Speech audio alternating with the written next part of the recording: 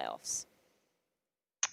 Well, I gotta root for Exister. I think Gen.G will win. I think Envy is not a strong nuke team, so I think if Gen.G decides to pick nuke here, I think they will be off to a good start in that matchup. Well, thank you so much for your prediction here for us, and thank you so much for joining me for a chat after that incredible win. And with that, we can head it back over.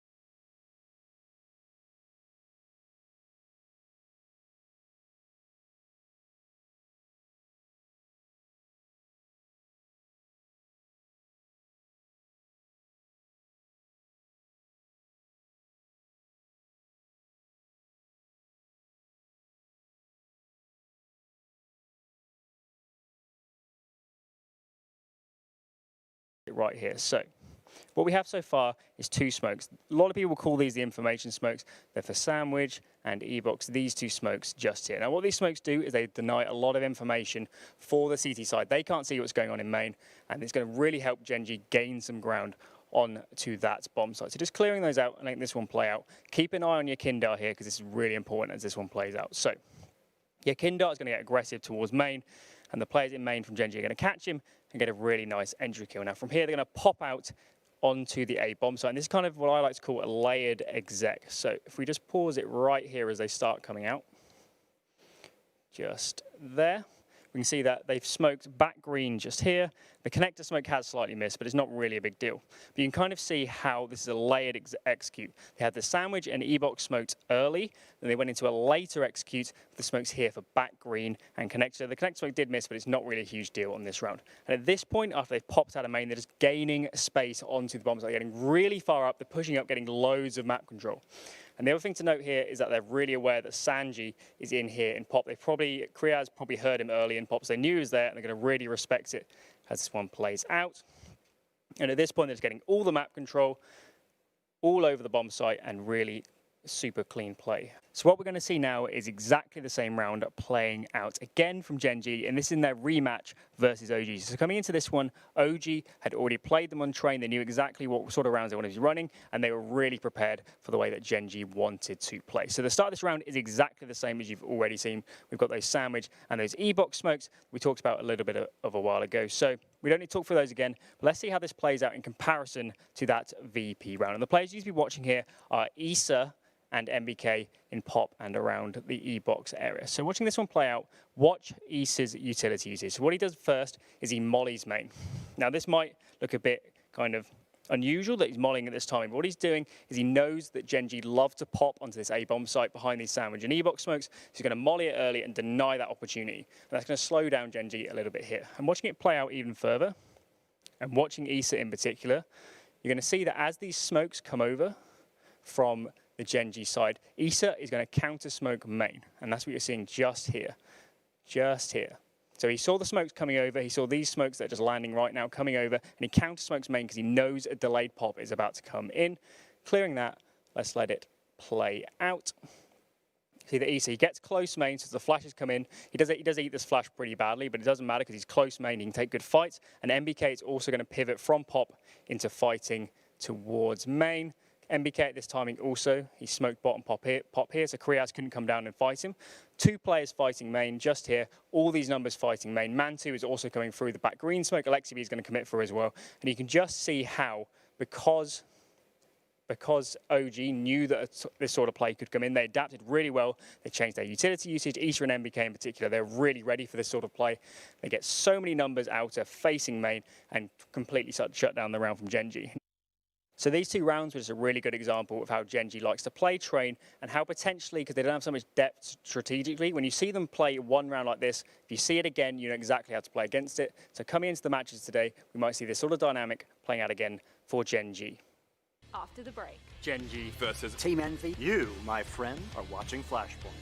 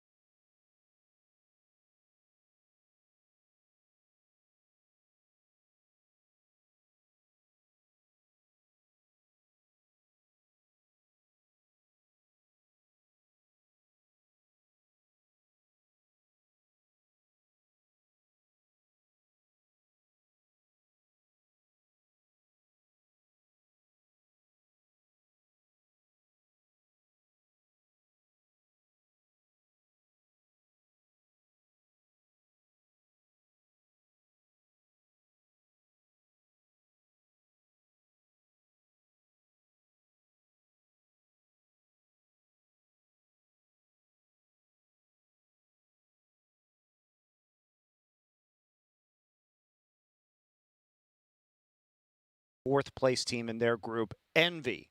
Now, this is really big for Envy in particular because they have been boot camping for over a month already here in Europe, so we expected a lot out of them. And curiously, they are facing a Gen.G team which has performed much better with 2 stand-ins in Kriaz and Exist. So a bit of a surprise for sure. Let's take a look at our last chance qualifier bracket before we get into some analysis here. And of course, we just saw Dignitas Vi in a narrow win over Forza, and TBD, to be determined, the winner of the Gen.G versus Envy map. One team going home, one team advancing next week to our playoffs. So let's start with Gen.G and the surprise that they have been entering Flashpoint 2 with a massive upset over OG. So talk to us about this. I know, Alan, we just saw your Telestrator segment with Train, which has been a surprisingly strong map for them, especially on the T side. So I think the biggest talking point for Gen.G in this tournament has been Kusta's development as an in-game leader. So in those first few series, we saw some really great aspects of Kusta, particularly on those Train games. Really great calling, really dynamic, really switching up on the T side. But he had a lot of issues actually in terms of calling in the last series we saw with OG. They only got 2 rounds in that best of 3, and obviously that's a bit of a disappointing result. So coming into this one, he must have learned a lot from that series. He hasn't called many games, but in a scenario like that where stuff isn't working, you actually learn the most in those scenarios when you're kind of throwing everything at the wall and nothing's sticking. So hopefully today we can see Kusta back on form with his calling. Definitely a lot to learn for Kusta, for sure, Alan. And, you know, I do have to mention the trio, at least the core of this Gen.G lineup in Automatic, in Bente, and in Kusta. These 3, they've been looking fantastic, right? There has been some question as far as how much depth is this lineup actually going to have with those 2 new stand-ins. But the way that Gen.G are calling right now, very reactionary CS, default heavy across all of the maps that they're doing. So really, when you've got that identity and that style, if you're hitting your shots and your communication is top-notch, opportunities just start popping up and opening up across the map. And I think that's kind of what we saw in that first series. Automatic popping up across the map. Kriaz performing better than I think anyone expected, including himself. So that definitely changed a lot of the dynamic for Gen.G moving forward in this tournament. Yeah, and I think you have to say about Gen.G, even if they lose here today, they have vastly overperformed expectations, and at least there is hope if you're a Gen.G fan that these core of 3 players that they're coming up in with, those players have actually performed very well. And if they can round out this roster, get a couple more additions, you know, probably not going to keep Exist, but Kriaz, maybe at this point in time, right? What is your evaluation of his performance so far? He's been doing good. You know, it was a big difference, I think, from his performance in that first series versus OG versus the one just recently. And I think as it should be, right? Being a brand new player, slotting into a brand new system with brand new teammates, that's just a lot of information, an overload of information for most inexperienced younger players. So coming into this series, hopefully they've kind of hashed out those minor details where Kriaz doesn't have to process so much information in the heat of the moment in those mid-round calls, so that he just has a better understanding of where he needs to be and when he needs to be there. Yeah, let's move on to Envy and take a look at some of their plays so far, because this roster, I mean, they had to come out strong here. We've seen a lot of comments from this team about how much practice, how much effort they've put into making this roster work. We've seen Legia bounce from a coach role earlier this year into our lineup as a substitute in Flashpoint 1, then out of it, and then back into it. And allegedly, that was going to take some of the pressure off of Nifty so that he could elevate his op game. And I will say, we have seen some good moments from Nifty, but the consistency hasn't really been there, has it, Alan? I don't think it's been there for the whole team in general. I think coming into the tournament, it's actually really exciting to see this lineup. I think in a lot of ways, role-wise, it can make a lot of sense, this team. And with Nifty coming away from calling, you'd think it'd free him up more. He'd be all over the place on CT, he'd be calling around himself potentially, but it just hasn't really materialized with this team in general. I think throughout the tournament so far, I think their T side have actually progressively looked better throughout the series they've played.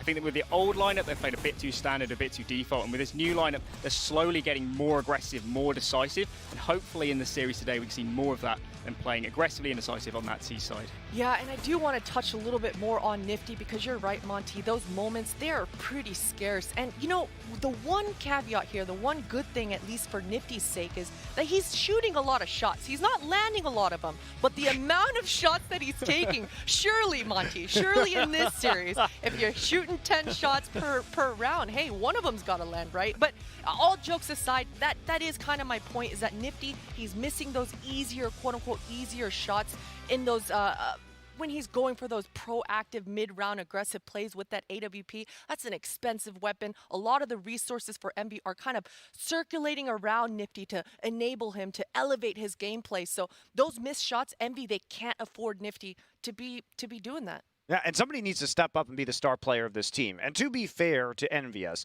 now this was the first time that we had seen this particular roster in action. And, you know, they've been scrimming a lot, but it's another thing to have film of how you're performing in the actual games.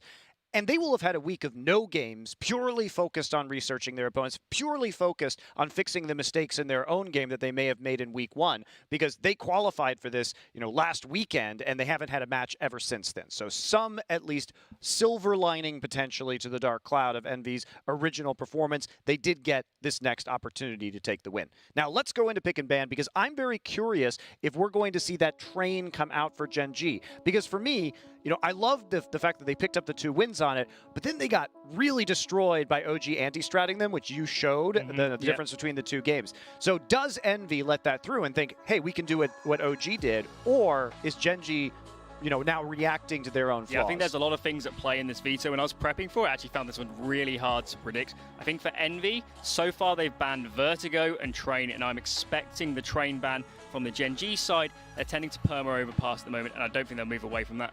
What do you think, Potter? I have to agree. Envy, they can't afford to let Train go through and just let Gen.G start off the series with their comfort pick. I know they're not confident in Vertigo. The great news for them, though, is Gen.G aren't either. Gen.G never picked Vertigo going into a series, so I think Envy, they should be okay with floating it. They are not.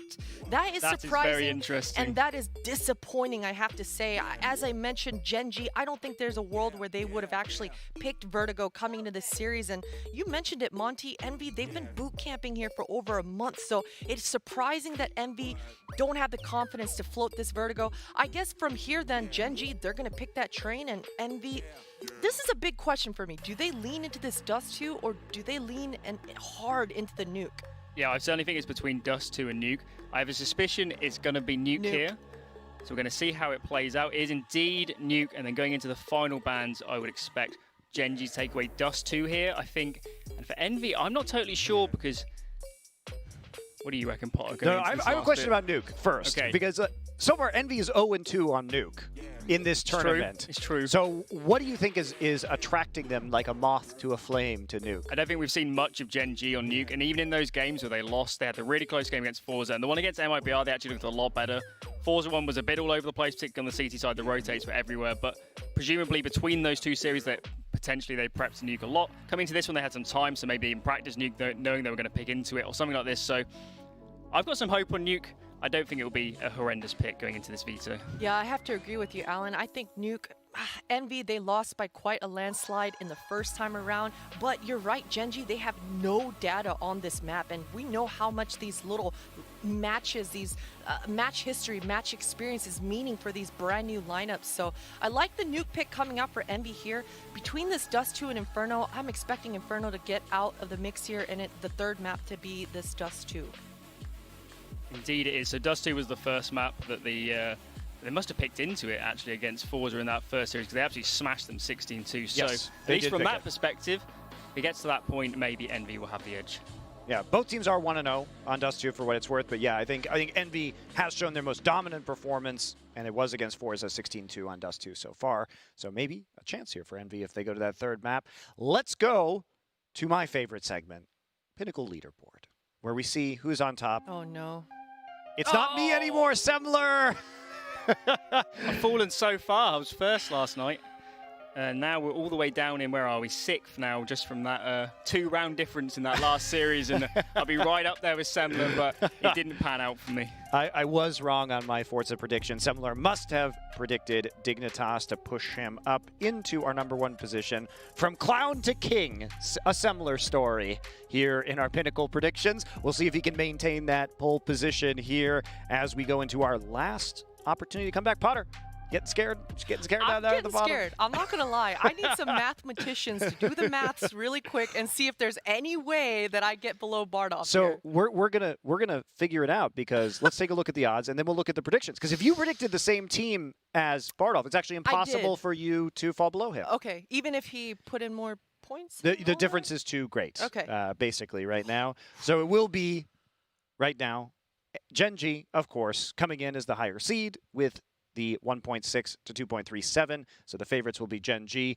Casters, let's see what your predictions are. Bardolph, I'm afraid that there may be no escape from the bottom of the well for you. What if I don't want to escape, Monty? You're just going to become a monster at the bottom of the well now? I'll do whatever is necessary. I'll embrace everything. At least my score is not so despicable as it was before. God, it was nervous watching those final rounds. I thought I might be in the positives, but I'm close enough where I'm happy. So I'll take what I can get at this point. So the thing about it, Christine, is because you bet more, right? If Envy wins, you'll just increase the difference between you and James. Yeah, that's right, And- Bardolph. Yeah. Suck it. And if you Oh, if God. you lose, you would only go down by 150 points net compared to him. So Bardolph, I'm afraid you are in fact at the loser. bottom. Similar and I traded places from last week to this week. I've gone from, yeah, it's my turn to be the clown. That's fine. That's fair enough. I accepted my fate when I made my first bet. I was That's like, fair. okay, there's a You- chance you this went happens, hard. but I didn't. God, man, it was a massacre, wasn't it? It really was. Yeah, you went hard on Dignitas, and it didn't pay off. It Yeah, didn't pay off. you It have to didn't say. pay off. No. All right, well, guys, why don't you take away? I know we're getting ready to get into this next game. Envy and Gen.G are chomping at the bit to head into our first map. Okay, I'm going to expose Hawker immediately, right? Whoa. Because me, Hawker, and Maui Snake are often in a gaming room together playing CS in the evenings. And I was saying, okay, I got to go all in on the biggest odds.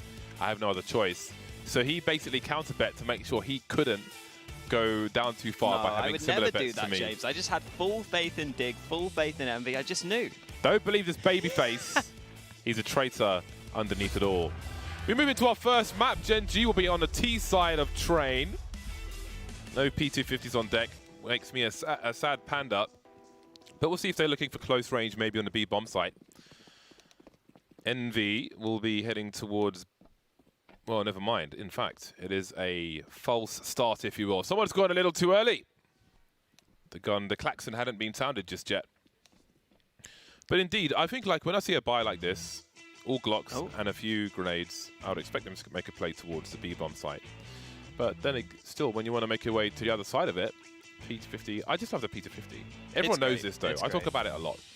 I normally try and drop the P250 in the pistol rounds, especially if I know I'm playing with someone who's way better than me, which is most games, actually, it turns out. Oh, we got Cuban on the cams. I like Cuban. Anyway. I believe so. He has been I coaching do Envy. wonder about his motivation. I've never really had a conversation with him, but being with the VP team for so long and then moving to a new squad with international players, I do wonder if that's like a new lease of life to refresh that people need. You know, you've got to move away from the usual, from the comfortable.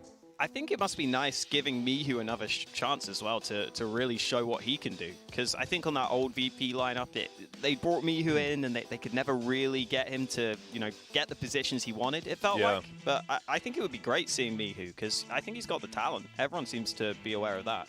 Yeah, I think that was a common problem with those old teams as well.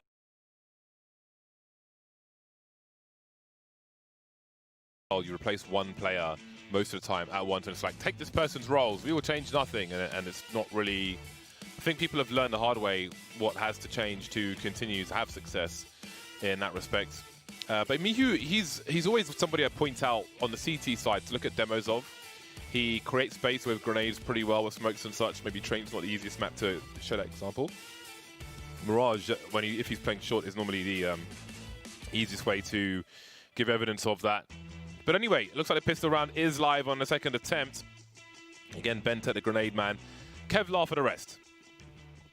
Got a P2000 for Thomas as well. A rare sight these days in the pro scene, but it's not too bad. Pretty similar to the USP, just without the silencer. And we are finally live for our final game of these last chances. Envy lost all their games in the group, both matches, but they've got this final chance to make up for it. They've got this chance to get themselves through. Mihu's already going aggressive, and he has taken a lot of information in at teammate. Surely Kus is going to die. Does he check it though as the grenades are called? He does some pot shots, and that's an easy one to dispatch of. However, there's bigger problems on the B bomb site, being reduced as Gen.G will lose a few players. Automatic going for the flank, and Mihu will entertain him, which only leaves 2 players on B. I can see the bomb is rotating towards that ladder room position, but some CTs are as well. Legia heading towards connector as Mihu's done a good job of staying alive, which has given his team some position. You can see the crab walk from Legia. Automatic doesn't realize this just yet, and Legia smartly played this one, leaving Bentet by E-Box. Ooh, he's got the first kill. This could allow him the bomb plant. Fakes it out, looking for the kills. Nifty getting baited in. Bentet looking for both of these fights, but these angles are so hard to deal with. Envy both swing together. I like how Envy played that as well, making sure they don't concede the bomb plant, because if the Ts get the bomb down there, you already know you're going to be against a really hard second round force buy. So Legia goes aggressive on the A site to begin with, denies that bomb plant in the first place, and then at the end there, they both just push that position, make sure there's no way the bomb can be planted, and it's Envy getting off to a good start on train. Yeah, I would imagine some people would have written Legia off as a player who's essentially come out of retirement to play again. But from the games I've seen of him so far, he's had his smarts on, he's been focused, he looks sharp, and he's definitely made some aggressive plays, which he's got the spatial awareness to do that, which has been pretty solid. Mihi will spot 2. It could be a meaty HE grenade. Oh, that is very meaty indeed. You can see Kusta trying to fall back, as is Bentet. Oh, he goes beyond Bentet to isolate the fight. Smart stuff, another HE combo. That bell ring won't do too much damage. Again, a Glock at range. You can see Bentet trying to swing. This has worked out pretty poorly for a Gen.G who haven't gone for the force buy, it's worth noting. Still got 2,000 in the bank per person, more or less. Yeah, thanks to that last round for Envy. No bomb plant for Gen.G, so a full save means this round should be very easy for them, and it's already proven to be that way. I was actually looking at the stats for the players so far in this tournament, and out of everyone on this game, Legia has got a better rating than both Thomas and Exist in this tournament, and that's even with Exist winning a game on this Gen.G lineup. So that's pretty decent for Legia, and I think as long as he's not a liability individually, he obviously brings a lot to the team in all other aspects. So yeah. It's good to see Legia warming up back into it. Absolutely. Now have a look at the comparison with these buys. 5 AK-47s versus a smorgasbord of CT weapons, from SMGs to scoped rifle. It's good utility for Gen.G when you look at the scope of this round with the flashbangs and the smoke grenades. They have opportunity to deny vision, and it looks like it will start with establishing presence above B. Looking for an aggressive play from NV first off. They've got a trade frag situation here if it's required. Legia's got to be careful. This is a very costly position. He can spray through the wall as well. He takes no damage, however. Spotting some players, and NV will quietly reposition on A. Yeah, Envy made sure to get aggressive into T-Con at the start of this round. They put down an early molly, they put down a double nade stack, and as soon as they got that information that A main was cleared, they decided to rotate another player back to B. They've got a man in Connector who would also be ready for the rotate. And now Nifty's landed a nice shot with that scout. And look at this timing from Legia. This is so sick. He's going to get a free kill. Or maybe not. Bentet's ready for it. I thought he had the timing right, but Legia gets caught out. The bomb was not spotted by NV, as it is above ladder at present.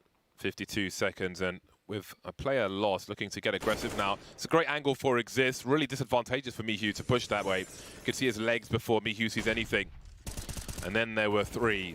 Gen.G been strong on train so far, and the trades will be strong on the A bomb site as they swing onto Nifty with the scout. 35 seconds. Would need a miracle to land this one. So close, just needed a slight correction to land that headshot, but Automatic is a bit faster there. And the buys worked for Gen.G. 4 players surviving. Gives them full grenades for the next round for the most part. Pretty good situation for them.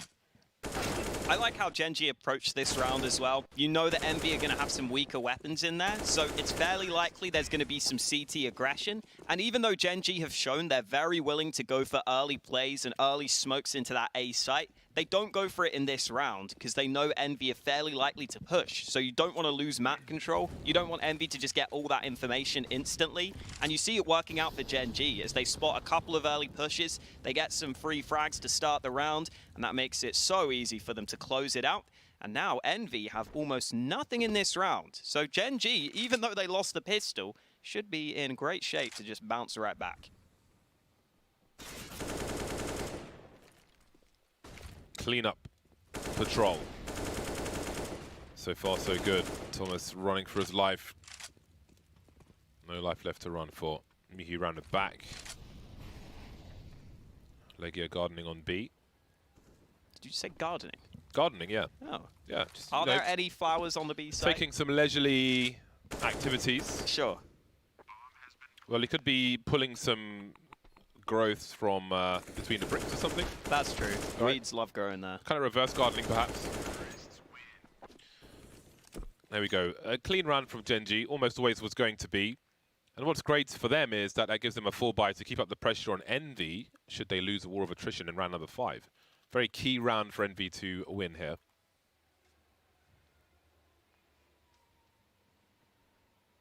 No kit right now for Envy either. Nifty could buy one. Oh, and he has. Good. Last minute buy of the kit. Buy of the AWP as well for Nifty. He gets that into his hands. There's been a lot of discussion about Nifty. Now that he's not leading for this team, we want to see more from that AWP. He's got it out early in this game. This is a chance for him to show up early. Flash over the top for Calyx, who's playing behind the blue train. And this is Envy really trying to counter any of that early A main aggression. They've used some nades early. They use a flash to make sure Calyx can hold this position. And that's going to make it much easier for Envy to hold this bomb site. Now that they've spotted out early that they're not going to get rushed, they can get into better positions. I'll go to grenades onto the A-bomb site with mollies as well. They'll be compromised. You can see the sandwich molly. One around the E-box as well. Calyx completely blind. Oh. Down he goes. Combo, the bullets and the fire. And here comes Gen.G charging in towards the site. Smokes up by connector. Envy, got to be careful. So much spray as well. Nifty loses his angle. Ivy smoked off. Now this bomb has to get planted. We can see one on the high ground. That's Nifty. Not for long though. Down he goes again. And suddenly it's Legia lining up for him. Looking for the transfer. Only good for one. That was a brutal execute from Gen.G. That's a round they've been running a fair few times as well on train. Couple of smokes onto the bomb train. That one molly obviously making a huge difference. Thomas does a pretty good job at being aware that he can play on the bomb train itself, but Gen.G realize they can just kind of sit back and take the fights all over the site, because they're not just smoking every position off. They're cutting down the angles that they have to deal with, and they're making sure that they can be ready for those fights, and they end up winning them. That smoke push from Mihu towards Ivy shows how desperate the situation is from Envy. I wonder if they were prepared for that one. Utility did a very good job of isolating fights, forcing Envy on the backside of those smokes. Oh, the USPs, the Deeds, they're actually doing a decent job here. Kriaz eventually gets the spray to the body, and he will take the cleanup on those two players. So it should be fine. Legia is pretty far removed from the action. The molly makes it even more difficult for him. A decent bit of damage, maybe an AK recoverable for Legia if he's cheeky, but he's made noise. Oh, he's got it. And time to get away. Yeah, Kriaz does not want to chase that 1v1 and suddenly make the round potentially winnable. He will limit the risk, concede the AK-47, didn't have the angle for it. I like that he didn't try to chase it there, because that can certainly cause a potential collapse. So Legia's got an AK for now, but Envy are most certainly on the back foot. Having won the pistol, they've basically not managed to do much afterwards. They'll be on the buy once again. And I think that the aggression we've seen from Envy has been promising so far. Gen.G have just managed to eke their way around it, is the problem.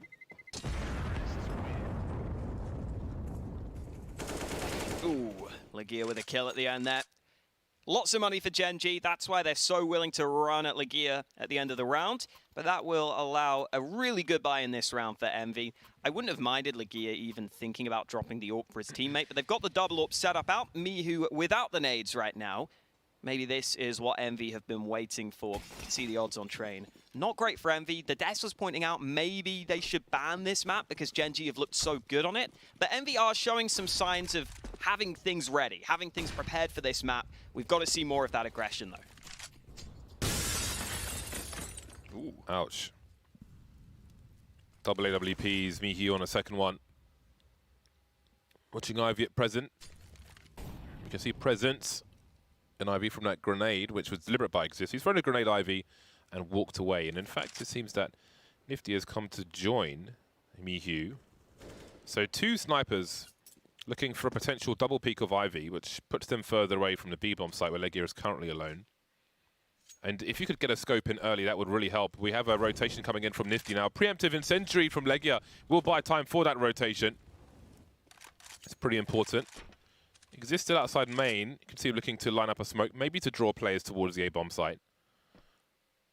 Wondering about a push as well, however.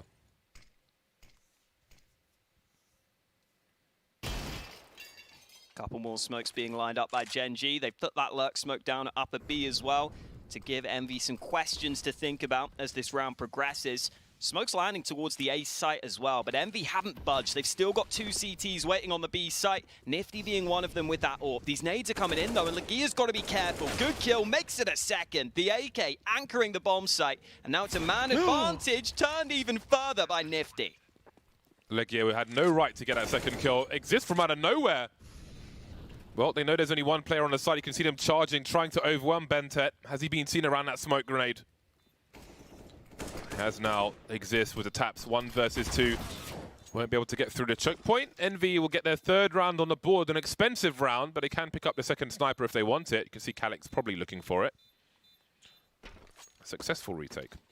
I always talk about, I think personally you should generally give the AK to your anchor of a bomb site. Because look at Legia here, getting that 2nd kill as an instant headshot makes such a massive difference. If you can get 2 kills on that B site, it's huge, because it's so much easier to retake then. For sure, you should give the solo player the AK.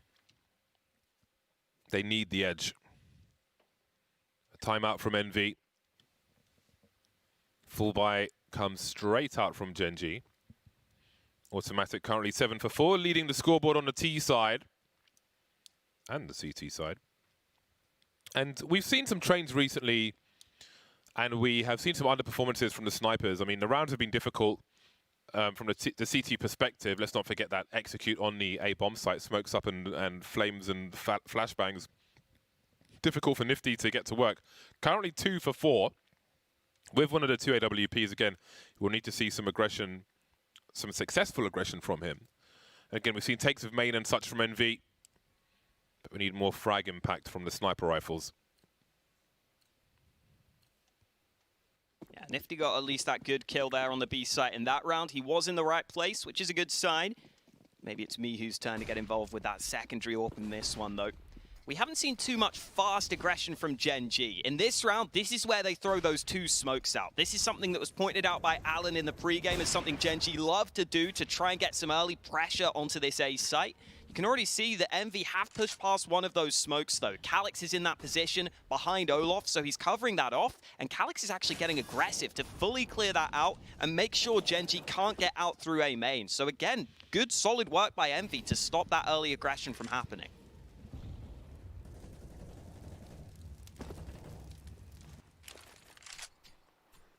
The bomb is en road towards Ivy. Exist in tow. Perhaps Bentet as well. And Mihu awaits them.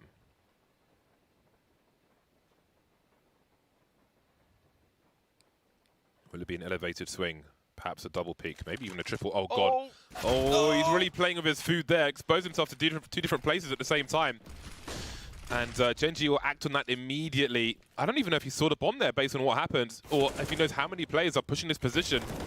Kusta with a molly. Calyx forced back from the Ivy angle. In the meantime, Kriaz tries to activate, but Nifty is looking around. 31 seconds. Everybody on the A bomb side, apart from Legia, who's heading towards... No, they haven't seen the bomb. They don't know where it is. But there's a lineup, not a 2-man spray down. Bentet will trade. Kusta looking for the transfer, but Nifty's turn to trade. He heads towards Ivy, which is really going to make it hard to plant that bomb. He is far back, though. Doesn't have the angle quite yet. Starting to run now. Can he get there in time? Not to land the shot onto Bentet. Now, the question is, where is Legia? They know where Nifty is. Automatic has a very strong angle. He walks straight into it. A clean shot. No collisions. And Gen.G are back to winning ways. Bentet actually went back to the bomb site there as well, which I don't think Nifty spotted. So that's why Legia is just clueless, I think, at the end of the round, just not ready for that player to be on the bomb train itself. Nifty did land a couple of important shots earlier in this round, once Ivy was lost. That mistake from Mihu, though, a real big one, a real costly one. And even though Nifty gets a couple of close-range AWP shots, they were already on the back foot. They had to concede the site. And now it's another round where Envy's money is not good. Yeah, Mihu was concerned that if there was a T-swing from Pop Dog, he had no cover. maybe maybe he's got to reconsider his position then, because he was trying to hold down 2 jobs there. I wonder and if someone it didn't really work out for him. Like very last second, like, oh, by the way, Pop Dog's open. But he was but he was constantly doing that. He was going left and right. Yeah, he was unscoping. He did it at least twice, maybe 3 times on that we saw. Yeah, that's a weird one then. So I feel like the weakness was in the formation for Envy there, because you should not be playing a sniper like that, unscoping constantly and doing that. Doesn't make any sense, and it's cost Envy quite a lot. You can see them on eco here, and again, it's been a struggle so far. Ignoring the pistol, they've won 1 round, and they've quite simply got to have a better setup than that.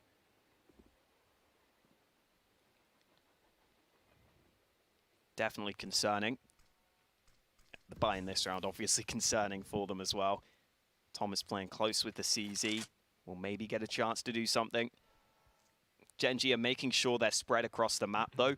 These solo pushes from Gen.G are slightly risky, but I think it's going to work fine for them. There's just such little for Envy to work with. It shouldn't really make a huge difference. Bentet still looking for further fights. Mihu may have spotted him there, but I doubt it's going to matter much. You can see Exist is already starting to clear A. Okay, Krios pushes a bit too far. That's actually an AK recovered by Thomas. Perhaps a bit unnecessary to stay spread out for so long. There's 20 seconds left here. They've really run down the clock, but they figured it out. They're going to realize the A site is open, and at this point, Envy might just try and save that AK and get some exit kills. There's not much more for them to do, really. They can use this time to discuss what their protocol is going to be. If they rotate a second player towards the B bomb site, what will their setup be if they have a sniper on A? Patch the holes before the ship sinks. That's the better way around. Yes. You could have a sink and a ship in a sink. You could have I should just stop this. I did it the wrong way around every time. You could have a sink that sinks. Actually, I think all sinks sink inherently. Sinks are pretty heavy. I like the idea that someone just tuned in for that moment and is like, what the hell are these idiots talking about? Well, we've got the AK for Thomas. We'll see if it heads towards Legia. Again, that is a good consideration, but perhaps there's more comfort with the M4. Maybe he thinks the M4 is fine. Perhaps the AK should be imposed on him. Anyway. I think it's more just that very human thing of whoever gets to save the AK should get to keep the AK. Yeah. Like, even though in theory, it's a team effort, though. To get given to Legia. Pros don't think that way. Exist flies out, and he has done pretty good work. The fact he's still alive is very impressive. He will make a 3rd player rotate into the A bomb site, fire down on B. Bentet doesn't check the angle fast enough. Legia, can he find 2 this time? No. Calyx holding down A in the meantime. The rotation is in, coming around from the back.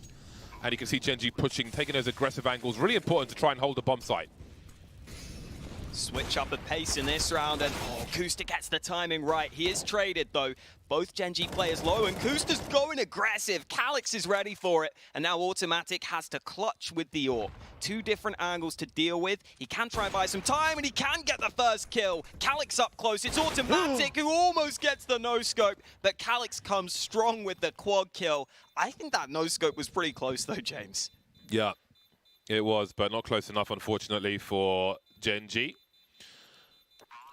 There's a defuse for Envy.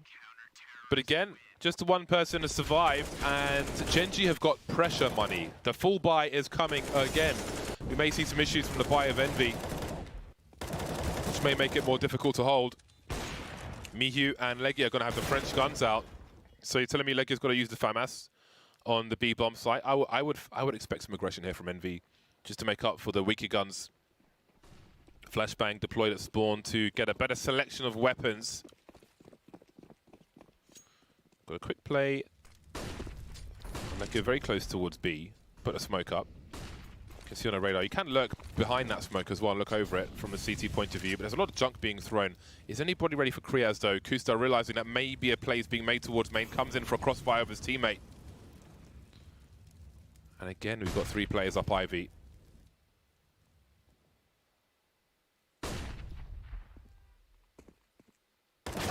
Ooh. Headshots from Krios delivered onto Calyx, who wasn't quite ready for the angle. Mihu now in the smoke. he might not be ready for these players. They're so close. I don't know who's going to get the better of this situation. Exist isn't really looking this way. Mihu emerges, many players to deal with. Oh no, he doesn't get the second kill. Mihu fluffing his lines with the FAMAS, and now the rest of Envy have to step up. Nifty's still playing at the back of the bomb site. Oh, he's getting flanked. This is so difficult, but Nifty gets the first kill. He's looking for the second. Oh, he's missed the shot. The man is blinded. Nifty's going to back away, and somehow Envy are on top right now. Bente on the bomb site. Kriaz looking for a little creep from one of these CTs.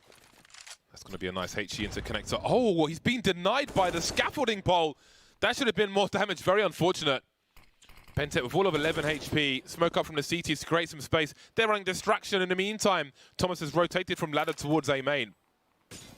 Patiently wait for the retake. Surely Gen.G don't expect that angle. See Bente heading towards the Laga. Kriaz trying to run distraction. Do they both go upstairs? Thomas hasn't seen it. Now he has. But where is the last player? Kriaz now, 36 HP. Took some damage through the smoke. Trying to buy this time. They're looking for maybe a multi-frag, but Nifty will land that one. 3 players survived for Envy. That was a big test for them.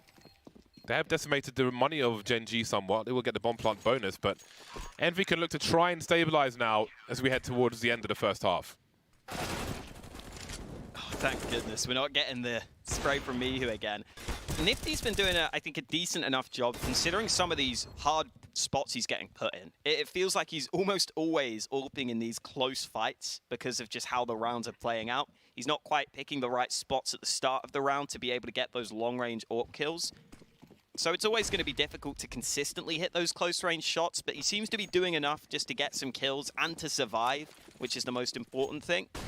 And now into this one, Gen.G going aggressive again. Kriaz jumping out into Olaf. He won this fight last time, but it's Automatic who gets the pick onto B. And now Envy might have to just scramble to get back into position.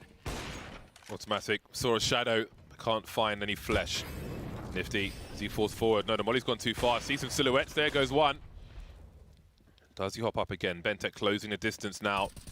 Could be in for a multi-frag. He knows there are 2 by connector. The quick scope from Nifty won't quite make the connection. He's in the red, but Bentek's the one who's dead. 4 on 3 now, 2 rather, as grenades fly towards default. Exist taking some damage. He has the AWP. Mihu creeping on the low ground with a scope of his own. Exist is dead now, and Nakusta remains against so many players. Can he survive? So far, so good. He's found 2. 7 bullets left, 2 players. Nifty only needs 1. He's in the red. Has the angle, however. Patience will pay off, and Envy get another defuse. Yeah, it always feels like Nifty is having to react to what Gen.G are doing, but he's just about staying on top of these situations. He's got rolling now with the AWP, triple kill in that round. Really important kill here towards the B site to begin with as well. Legia goes down for free. Calix wins that fight at A, but that shot from Nifty makes a huge difference at just making sure that retake is much more doable. Because if you have the nades on the CT side, these B-sided retakes aren't too difficult. You can smoke and molly off those few positions that Gen.G can play that are passive, and then you can start to clear out a bunch of those close angles. And that's exactly what MV do. You look at MV's rounds, they've mainly come off of diffuses so far, but that's working okay for them. The pistols in this round getting aggressive early. Mihu has to be ready. Flashbang will certainly help from Nifty. Nice support. Having a look at Olaf. You can see the urgency. Going to swing on Ivy just to have some more confidence in positions. Now he can focus a little more towards main. Injury will hit Bentet in the face. Kriaz still lurking on Olaf, waiting for somebody to come close so he can spam the deagle. Things slow down somewhat. This is an eco round from Gen.G. A bomb plant would be a miracle at this juncture. Now, will they forget about the Olaf position? Looks like they might. Another mistake has been made. See how much damage can be done. Now, Envy don't really have too much money. They can't really be throwing rifles away here. But we are seeing some holes in the defenses, some assumptions being made, and you do start to wonder now, how far away is Bentet from that AWP? Very far away with the frag from Thomas. Down goes the bomb as well. Automatic has been dancing on the ladder, and he will dance no more. Dancing with death, apparently. Thomas gets him, and Envy are into the lead for the first time since they won that pistol. Good comeback from Envy in this game. there have been a bunch of close rounds, but the fact that Envy is staying on top and actually making this a pretty good half is impressive, in my opinion, considering this is Gen.G's map pick. We've seen Gen.G do some really good stuff on the T side of Train against some other teams. This is looking better than expected from the Envy perspective. And this double AWP setup continues for the CT side. They haven't been able to build up much money, so if they lose this one, their buy into the last round of the half could be a concern. And then they could end up losing on this half. So important rounds ahead, and some early damage done onto Automatic AWP. Hot shot through the wall from Automatic. Wasn't the lineup though. Calyx must be careful. Again, a common position where the CTs will stand once a take is made, which is why Automatic is spamming that. 1 minute 15. Kriaz considering the dry pick. Look at that timing from Legia. He must have seen something, an elbow maybe. Chooses to fall back, however. Nifty rotating through the B bomb site. Looking at Ivy, we see some presence being made there from Exist. He puts the smoke up and moves away once again. Not the first time we've seen that in this half. This time we've got Mihu. Oh, we've got a double drop, but Thomas had a nice angle, but Automatic with these entries, he's back. That's what we like seeing, those close-range AWP shots from Automatic. He was really good at getting those close-range AWP kills on Train in that game against OG. It was a massive part of their T-side success. That smoke from Bentet down the ramp, I think just about has a gap behind it. No, it's not really. Yeah, I was going to say, I was worried that that's just going to end up helping the CTs more than anything. But with 22 seconds, Gen.G are really happy to run down this clock. But if they're not careful, this could go against them. Yeah, it's so late, Envy can't believe it. They're starting to rotate players in towards B, and that entry will certainly help. Calyx alone on the A bomb site, playing the off angle, looking to play for the bomb plant itself. Will he be able to swing? No, Kriaz denies it, and the bomb gets planted with maybe 2 seconds to spare. That's the end of the round, Envy falling back. Gen.G's late pushes are so terrifying. Really lack utility in the late rounds, these CTs. Really goes down to the wire, but they plant it again and again. 7 rounds from their T half is a pretty good situation for Gen.G. But Envy have got plenty to fight with, and there's one more to try and grab as well. Saving these guns will be important for Envy. Gen.G don't have much money, but at the same time, they can afford to hunt, and Kriaz will be doing just that. Nice shot from Nifty, but he will be fine. Kriaz can't close the distance quickly enough. So both teams just save what they can into the last round of the half. It will be Envy who are worse for wear, though. Slowly but surely having a look at what Envy can get into the last round of the half. Gen.G obviously have absolutely everything, but they want to make sure that they close out this half with yet another T round to put themselves in a really good position. And you can already see that Envy have got 1 or 2 weaknesses in their buy. Legia goes down to the MP9. I think Nifty might have that AWP for the double AWP setup. I'm not entirely sure. Yeah, he's got it. So it's decent for Envy. They've got options here.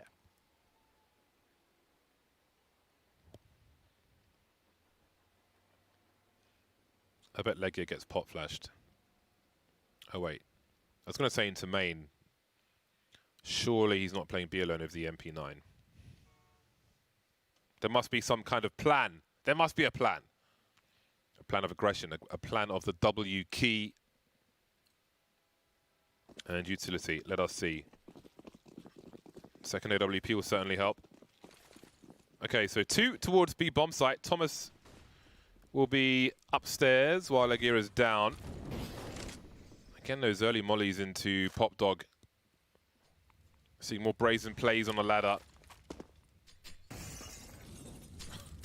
It's a chunky one.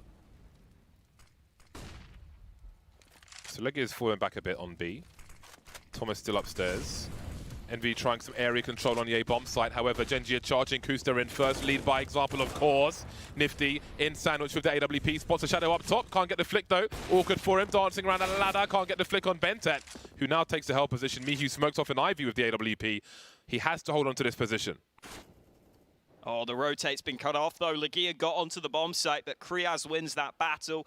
And now Mihu has to really step up. He's got the cross spotted to the site. There aren't many nades left for Gen.G either. They've got to use their flashes here, and Mihu might get the timing right. There's a player peeking. The flick is good. It's into a 2v2. That bomb's been dropped in the open. Gen.G all of a sudden having some issues here, but Mihu's pushing up close. This is a bit of a risk. Bentet is close range with the AK, and he's about to round the corner. Spray successful, and it's all on Thomas. He rotated over from B. He's got 2 players against him. 2 to find, and the molly is not the play. Bentet closes it out. 8-7 in favor of Gen.G. A close half, all things considered, but I'm sure Gen.G will be happy with that. We'll see if they can close it out after this.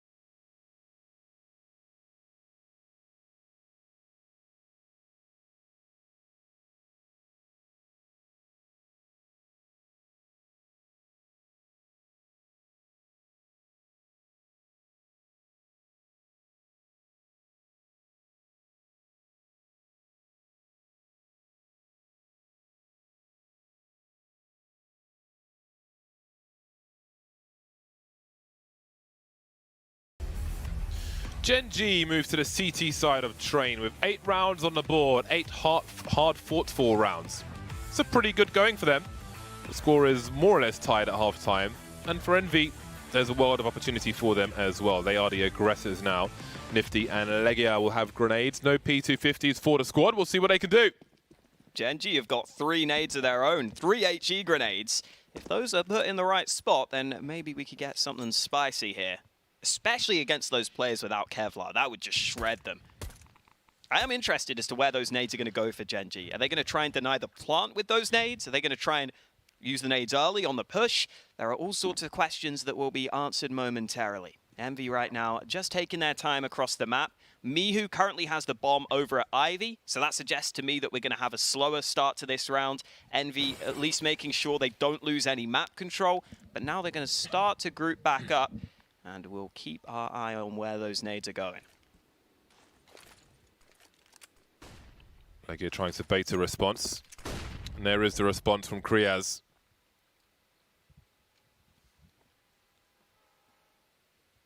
Even if Kusa takes 1 headshot here, he'll be alive. Ooh, instant smoke. 49 seconds, and Envy are managing to draw out some of this utility. I'm not sure if the bomb was spotted there. Still a 3-2 setup for Gen.G. Got to get a HE out quickly. Will it collide with someone? Could do devastating damage. Oh my days. Nifty's on 39 HP. Still frags to be had though for both sides. Kusta falling back, staying alive. 5-on-5 around these smokes. Quickly changing though. 1-for-1 they go. Bombs on the floor. Rotations coming through. Not everybody from Envy's on the site just yet. Legia will be the last man in, as it's still a 4-on-4. 20 seconds to plant this bomb. Smoke still up. This is unprecedented. Benta and Kusta with stereo frags. Bombs on the floor, as are most of Envy. Now all of Envy. Send the body bags. That was so quick. Gen.G with all the kills on the site. I'm pretty sure Kusta's nade actually helped him get one of those kills as well, because it looked like he just spammed to the body of Nifty to get that kill onto the man without the Kevlar. Exist was traded early, but the players on the site doing a good amount of damage. Benta and Kusta combining for all the kills at the end there. Really solid stuff from Gen.G. I think that's been one of the pleasant surprises from Gen.G, is just how good all these individuals have looked for the most part. I guess Exist would be the one who's been a bit quieter, but even he has had his moments. And now, heading into this next round, we get the full spy from Envy, but Gen.G are definitely the ones who have got the better weaponry in this one. Nifty has kept his AWP money in the bank. Always a worthy observation. Maybe he'll pick up the scout later on. But another interesting scenario, Nifty with the P250, Legia with the scout. Maybe he's a dab hand on the scout, but you feel like Nifty, in theory at least, would probably be the favoured player. But again, perhaps he picks it up afterwards. Legia. Oh, Nifty's on his last legs now. Never mind Legia. Now, don't forget, this is a force buy from Envy. Legia's just about made his way through the choke point. Again, we've seen a clean shot there in the first half. Oh, he sees a toe. He sees a heel. Foot fetish. But he's not being given what he wants, Hawker. He is not. He's being teased. Exist playing in heaven right now. Might be a off angle. Oh, wow. Legia's actually just got a kill. Wallbang headshot with the scout. He tries to spot the second player, but Kriaz makes the most of the fact that it's a sniper. Now as the push comes back towards B, though, Kusta's got to make sure he doesn't make a mistake in this position.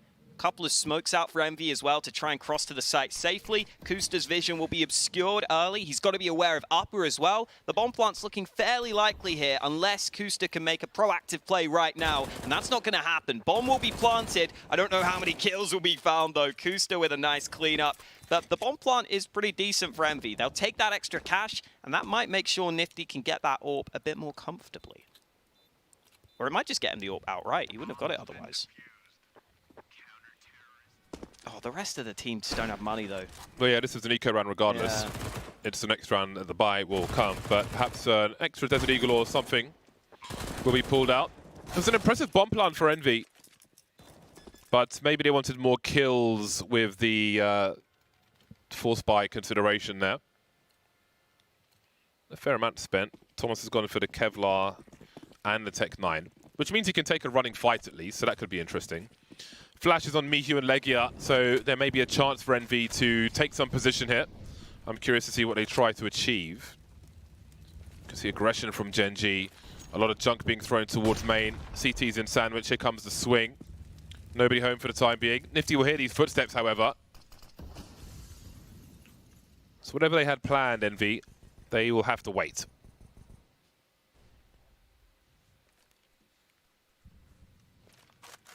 Bentet falling back. Might not be a bad idea. You don't want to give up one of those premium rifles, the M4s, that are oh so expensive.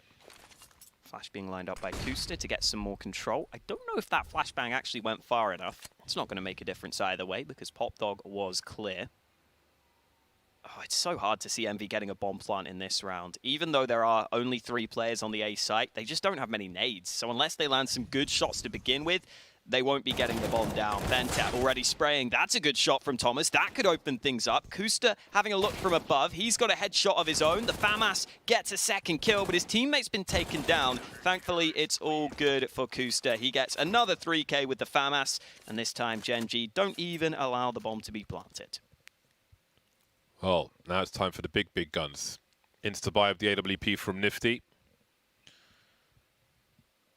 There's some money in the bank for Gen.G, should they be unsuccessful. Look at all that RGB, man. Almost need sunglasses to look at that. Okay, we've got the sniper for both squads. Nifty 11 for 11, Automatic 12 for 9. Kusta's had a good day so far. 17 for 10 is Kusta. I'll see if it continues on the CT side. One would imagine he'll have a good time now. He's got the luxury of map control. And again, the aggression from Gen.G looking to take main away from Envy. Nifty's being forced backwards. Got to be real careful. Deep flash from Bentet. He's got to hop back Nifty. This will slow down the round for Envy. They need to have main to threaten to take A, whether they want to take B or not. There has to be some doubt. Gen.G being very active now. A two-man swing into the ladder room. Nothing doing. Just look on the radar, just constant movement. Yeah, Automatic just went away from Ivy. That nade does a good bit of damage onto Bentet, one of those two players in Pop Dog.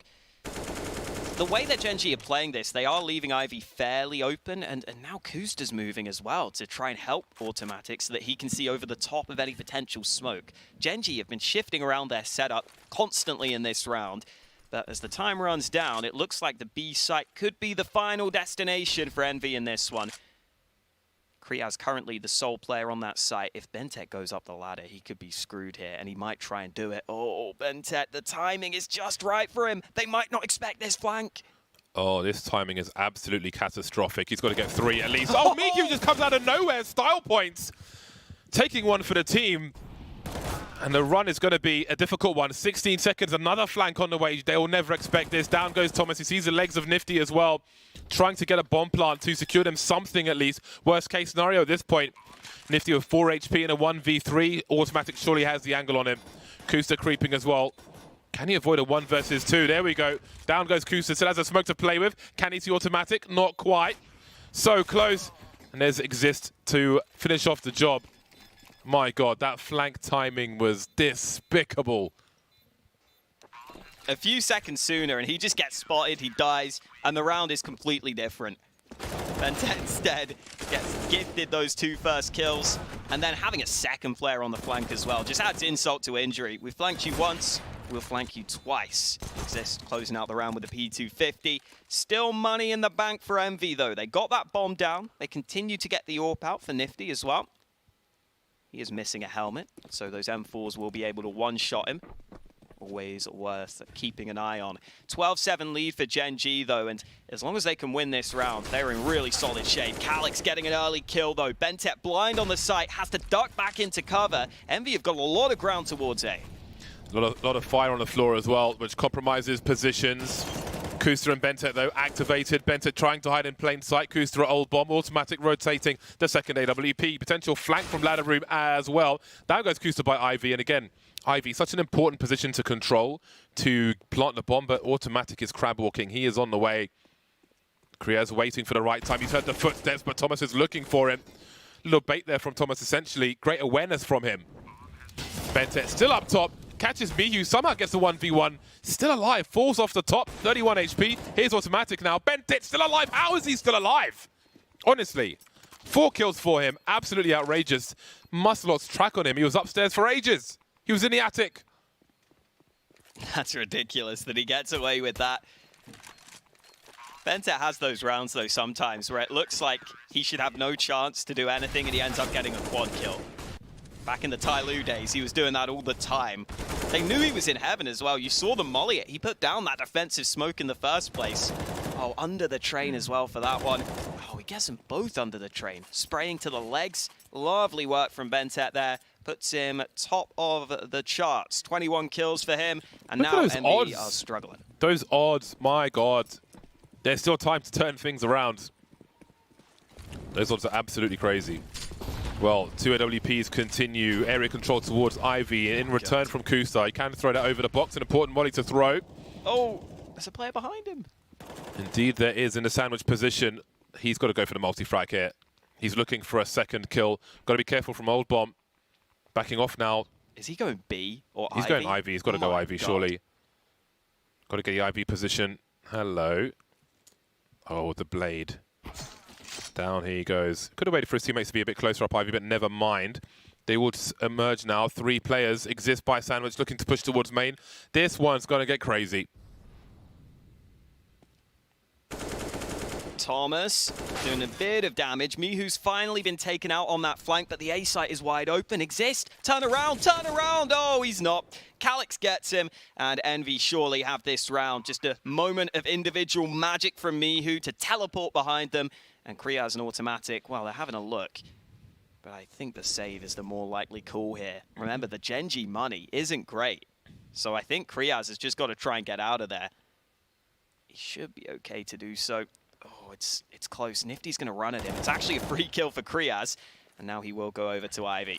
So that should be fine for Gen.G. They'll save these 2 guns. Their money is probably going to be on the knife's edge, but I think they will be able to force it up, even with that small losing bonus, as long as Automatic saves this AWP. I don't like how close they're sticking here. I get that you maybe want some kills, but I think just saving your guns is the better bet, that they will be able to do so safely. First round of the half on the board for Envy. There is a buy to be had for Gen.G.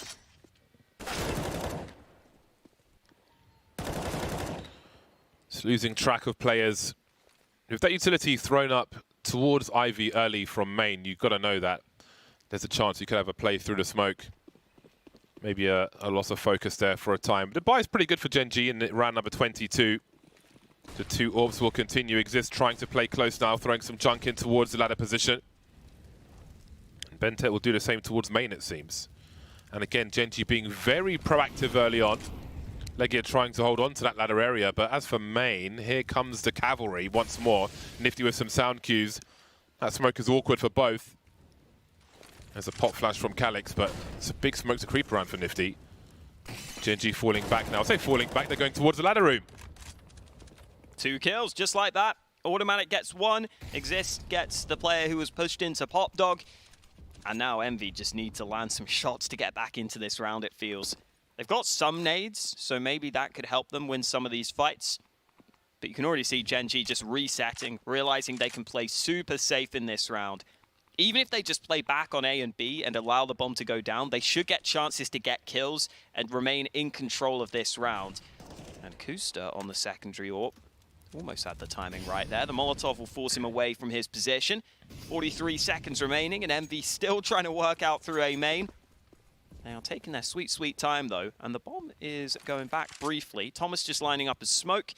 33 seconds left, though. Envy, I think, might just commit to the A site. And again, Gen.G are playing this really safe. They're actually rotating everyone over to A, though. Gen.G is so aware of this. Envy still have to go through these smokes they put up. 17 seconds. Do you lose everything here? Maybe you do. 2 of them by sandwich moving towards the site now, as are the CTs, and there's just too many of them. Surely they can make it expensive, though. Calyx trying to do what he can, but 3 will survive. Kriaz gets an upgrade, and Gen.G are on 14. Again, Envy do still have money, but it feels like this map is slowly but surely slipping away from them.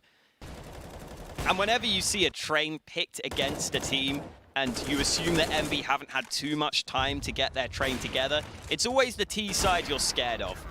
As soon as you start to lose rounds, you can quickly run out of ideas. Even if you've got those smokes up, normally the CTs will be able to deal with you pretty easily if they've got their stuff together. And Gen.G have proved that so far with the 14-8 lead. It is looking very good for them right now on their map pick.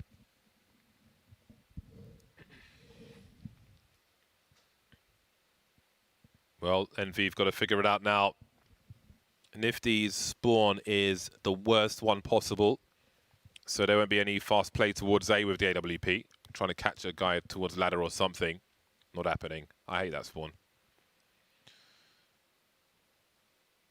Gen.G have been so proactive on the A bomb site. It's been so fun just to watch the radar, see them bunching together, looking for the trade frags, dealing with any surprise swings.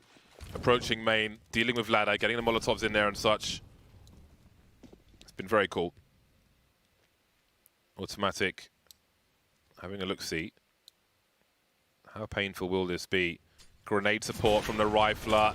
There we go, Kriaz with the AK-47, in fact. More stuff to be thrown as well. Pretty rough start for Envy. The round hasn't begun properly. They haven't taken presence above B, and it's a 3 versus 5. A lot of nades left as well for Gen.G. They're already using some of those to slow Envy down. The bomb's even been left behind right now. Calix up and down looking for information. He spotted out a player, and Legia has got an all-important kill onto the A site. That could help change things. Those trade kills you were talking about earlier might be more difficult to find. Push down through B, but Kriaz hears this all day, every day. Easy headshot with the AK, and I think that firmly puts this round back in favor of Gen.G. Just 2 Ts remaining. Calix and Legia have to be the heroes, and at least Legia's snuck onto the site, but he's got to go nuclear with that Galil. 35 seconds. Automatic down to 15 HP. Exists just waiting. Calix looks the wrong way. It's a lot of game points for Gen.G. A very strong game of Train. They've been quite impressive on Train, I must say, in the matches that we have seen. And it continues here. Kusta 21 for 13. Bentet 22 for 15. Again, let's not forget our 4K from Bentet up in heaven and around.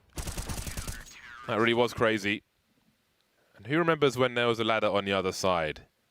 Many, many moons ago. Thomas looked devastated after losing that round. God damn.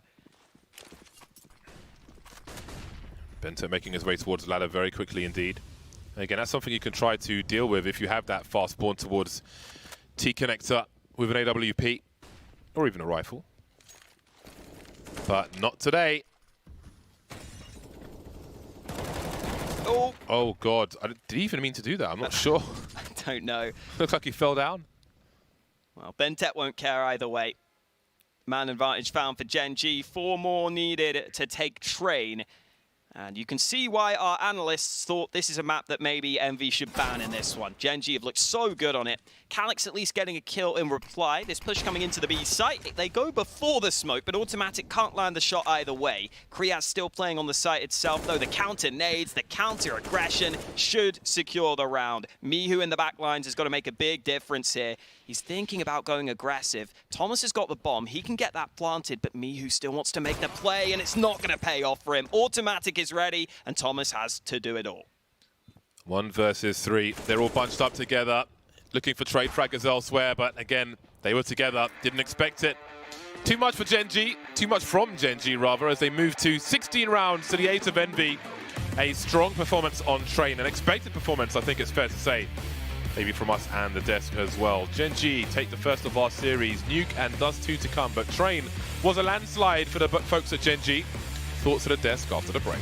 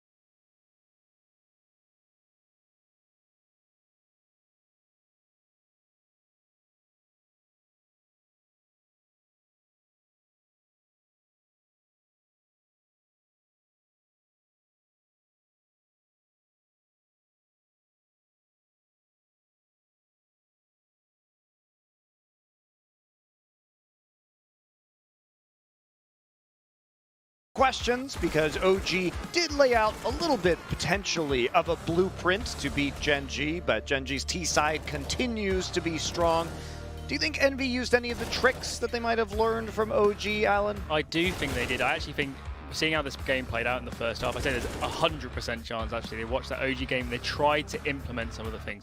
The thing is, you could implement kind of early things, so specifically they were playing aggressively in front of the sandwich. And Evox Smoke's trying to take main away, but you could implement those things early, but when it comes to playing late round, you can't just learn that from watching a demo. You can't just implement that in a few days. I think that's kind of how we saw this first half playing out. I think both teams actually were really great early round. Gen.G with their aggressive plays out main. We might even talk about one of those in a minute. And on the Envy side, some aggressive plays from them getting in front of the sandwich. Evox Smokes for both teams in that first half, I think they've really struggled in the late rounds. I think we saw so many retakes going right down to the wire. Envy just hung in there, but overall, it kind of fell apart in the end for Envy. Well, we're going to hear right now from Envy's coach, Cuban, who is there with Freya. We are indeed, Monty. Thank you very much, Cuban, for taking the time to chat with me. We have 60 seconds to be breaking down that first map of Train.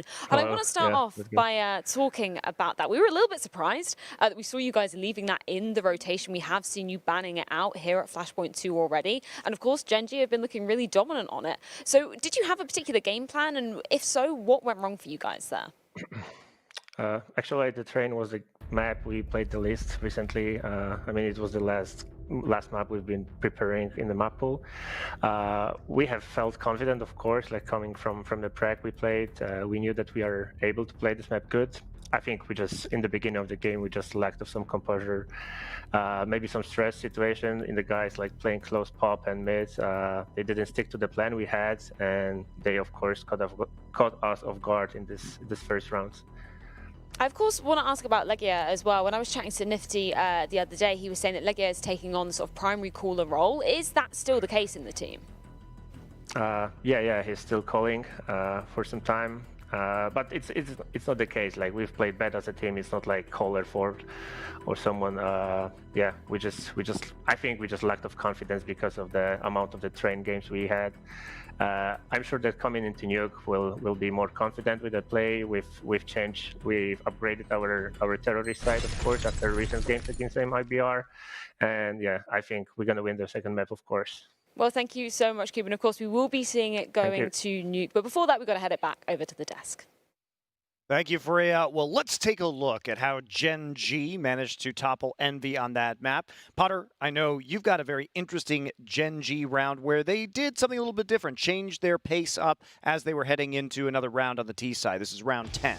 Yeah, definitely. And I like the change of pace, right? Because Alan and I were just discussing it in the green room, how slow the defaults were. It was very successful, though, but take a look at this. Kusta, 2 pop flashes out for Exist, and I love the aggression coming out of Exist, completely catching Thomas off guard, and Kriez had so much success lurking out. This is just a simple, straightforward pounce. Exist drawing all the attention towards him, even throwing a Molotov towards that connector to just disrupt all the rotations, and Kusta taking all the space that's necessary to just make Envy's retake just as uncomfortable as possible, automatic popping off some shots. Unfortunately, the no-scope, it missed, and Envy, they were able to make that retake happen. And that first half, it was really like that back and forth, scrappy rounds, and it came down to those post plants. And Envy, their CT side, I wanted a little bit more. Mihu, the AWP, the secondary AWP, it's the first time we've seen Envy on this Train, and I gotta say, it was disappointing. I think Mihu was missing way too many shots for his role, for his position, and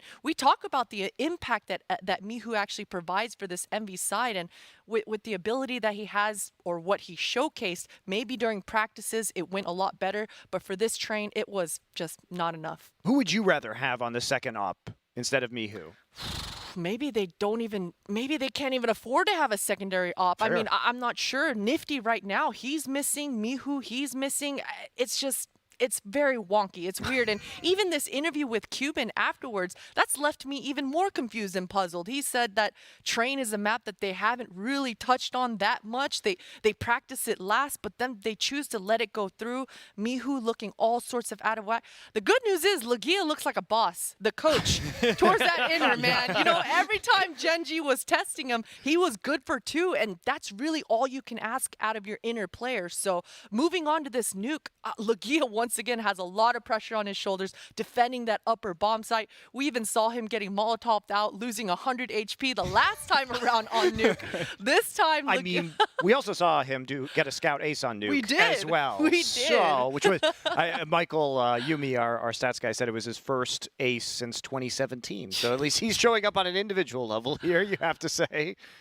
All right, so Alan, I know we want to fast forward a little bit in this train game and take a look at round 19. Why did you pick this one? I picked this round because overall I actually thought it was a mistake from Gen.G on this one. So what you will see when this goes late is that actually Gen.G, they're going to commit 4 players A, as you can see on the mini-map just there. They've only got Kriaz solo B, and this is a really big risk. And here, Benta, he goes for the flank. He feels like he has to because they've got so many players loaded up on A. He gets a perfect timing on there. He was so lucky the player coming above him didn't catch him. Got the kills in the end. It was a bit hairy, but he got the frags, and they close out the round, and they managed to hold on to it. And finally, close out the game here on the CT side. All right, well, let's move our sights forward now to Nuke. And this is a map that we just heard Cuban say they're very confident on. Now, they have lost it both times they have played it in Flashpoint 2, and that is the sum total. That is the entire universe of Nuke games that we know from this lineup of Envy. But you were confident, Alan. You were confident that they would, in fact, take it this time around.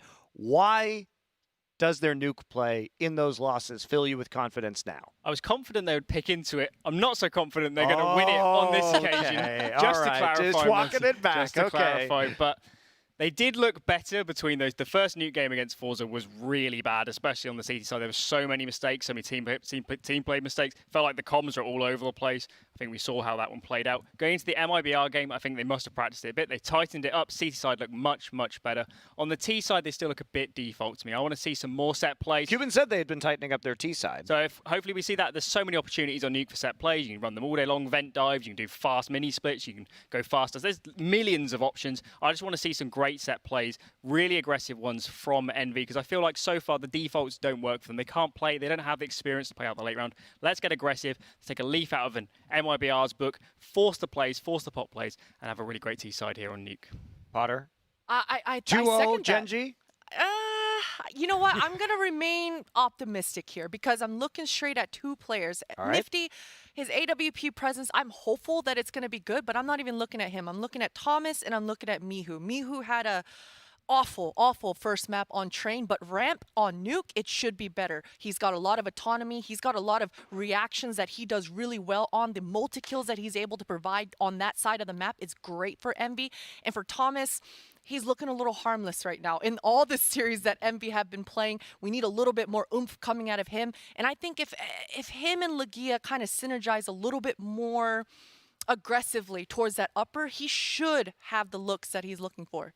All right, well, we'll see if Mihu and Thomas can get it together here, get Envy a win, and keep them in Flashpoint 2 to bring you the action on Nuke. It will be Haka and Bardolph. Ladies and gentlemen, talk is cheap. It is time for Envy to deliver on Nuke. So Alan thought they would pick it, but not win it. What do you think? I think they can win this. I think we've seen enough in their Nuke losses. Like, it was a pretty close game against MIBR. I think Alan makes a great point in that they need to go for some faster plays on their T side. I remember them looking a bit scared in their first game they played on Nuke. Yeah. But I kind of put that down to first game jitters more than anything. So I think they can come back. Potter said that Thomas was looking somewhat harmless. Ooh. Even hamsters aren't harmless. Be like the hamster. You know, you stick your finger in a cage, get bit, start bleeding afterwards. Be a hamster, and maybe you can kind of morph into like a dinosaur, like a T-Rex or something. Sure. But we need to see some more aggression from the words of Potter, that is for sure. Need to deliver on the server. Now's the time to do it. One map down. Gen.G having won their pick of Train quite handily, 16-8. It's Envy's turn on Nuke. They start on the T side. They do, and let's see what they've got up their sleeve for this pistol. They have got a P250 for Calyx, which I'm sure you will be delighted about, James. I love it. They haven't given it to a player with the Kevlar, though. I don't mind But that. that's okay. Calyx will be looking for those longer range headshots. Over on the CT side, we've got a nade and a CZ for Bente. He's playing top hut right now. That could be pretty deadly if they push this position, but the Molotov might force him away. Oh, I don't know if that's where they wanted it to land, but it's not going to matter. Bentet's down, and the CZ only gets, well, it doesn't get any. Kusta seals both those kills away. Yeah, it does damage, though. Allows Kusta to follow up quite easily. Calyx and Legia now, Kevlarless. They'll need a lot less bullets to deal with if they don't hit the head. 3 on 3, make it 2. Calix for that P250, spotting them upstairs. It's a reasonable duel. Can choose to close that door if he wants to. Doesn't want to engage too much. Okay, just re-peeking that headshot angle wouldn't be great for him. Leg gets spotted up close, but will crouch peek and deliver the kill. Calix with a P250, and Envy are off to a roaring start on Nuke. Yeah, just rushing into that A site. Solid trades to begin with. Calix landing some important kills with the P250. Even though that molly missed, it forced Bentet off the angle just from hearing it, I think. So that's fine. The close range position not successful. And Envy do go for a pretty fast play early, which is a positive sign. I like that they're throwing in some faster rounds here on their T side. We are going to get to see a force up from Gen.G, though. We're seeing more and more of these Novas, James. We've got another one here for Kusta. I like the Nova. I have a Nova as well. What, in real life? Yeah, my one's real, yeah. All right. One of 3 shotguns I have, but the Nova was the first one. Second one, actually. Do you have to get like a license for that? Because I don't know. I certainly hope so, yes. You have to get a shotgun certificate, which is basically a license. It's called a certificate. The police come and interview you in your house, and then they come and interview you in your house every 5 years. They also check your background and various other things as well. So it's not simple. You have to have a good reason to have it. So it is quite difficult to get. But how can they say no to Bardolph? True. As soon as they saw you, they were like, this guy deserves. What's interesting about the Nova is that if you look at the stock, it's hollow and it has a device inside to take some of the kick out. Like the first time you use a shotgun against your shoulder, you'll probably end up with bruises on your shoulder because it kicks back so much, which also depends on the weight of your shot. If you're doing clay shooting, you use a 21 gram, but for game, you'd use 28 gram or maybe even heavier. Well, some nice damage done. Nice money bonus as well. Kriaz looking to contribute more to this. Holding the high ground as Automatic waits for the smoke to go, but here's another one. That should keep Gen.G at bay. I do feel bad for Kusta. I think he did 99 damage to Nifty with that Nova shot. It was fairly close range. He got the dink, but not the kill. That is the story of my life whenever I buy the Nova. I dink them, I don't kill them, and unfortunately for Gen.G, that means they can't do much about this. Aim for the neck, I would say, with a Nova. Right. Because it's a with the way the spread because works. It's shells, it's ball bearings. Go for the neck.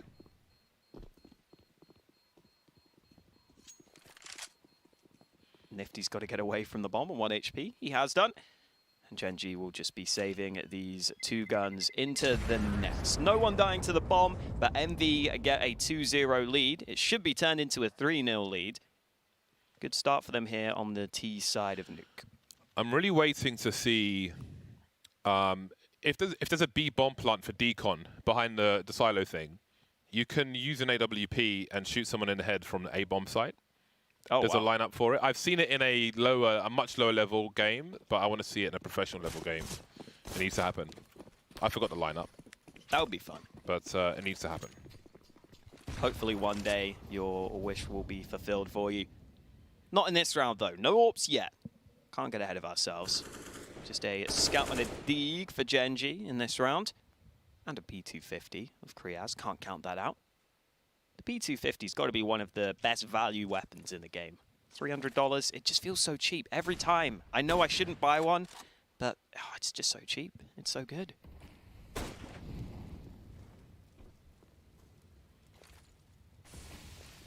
Nifty going in first with the Mac 10. I like this. Try and get some money on your AWP. Try and get the kill reward bonus. The extra $300 to make a $600 kill reward on the SMG. And Nifty is the man going in first. Solid spray with the Mac 10. A site open. Pretty standard stuff here at the start of the game. Looks like Envy should be taking the 3-0 lead. And I don't know if Gen.G are even going to do much damage here. This is a chance for Envy to build up some bank.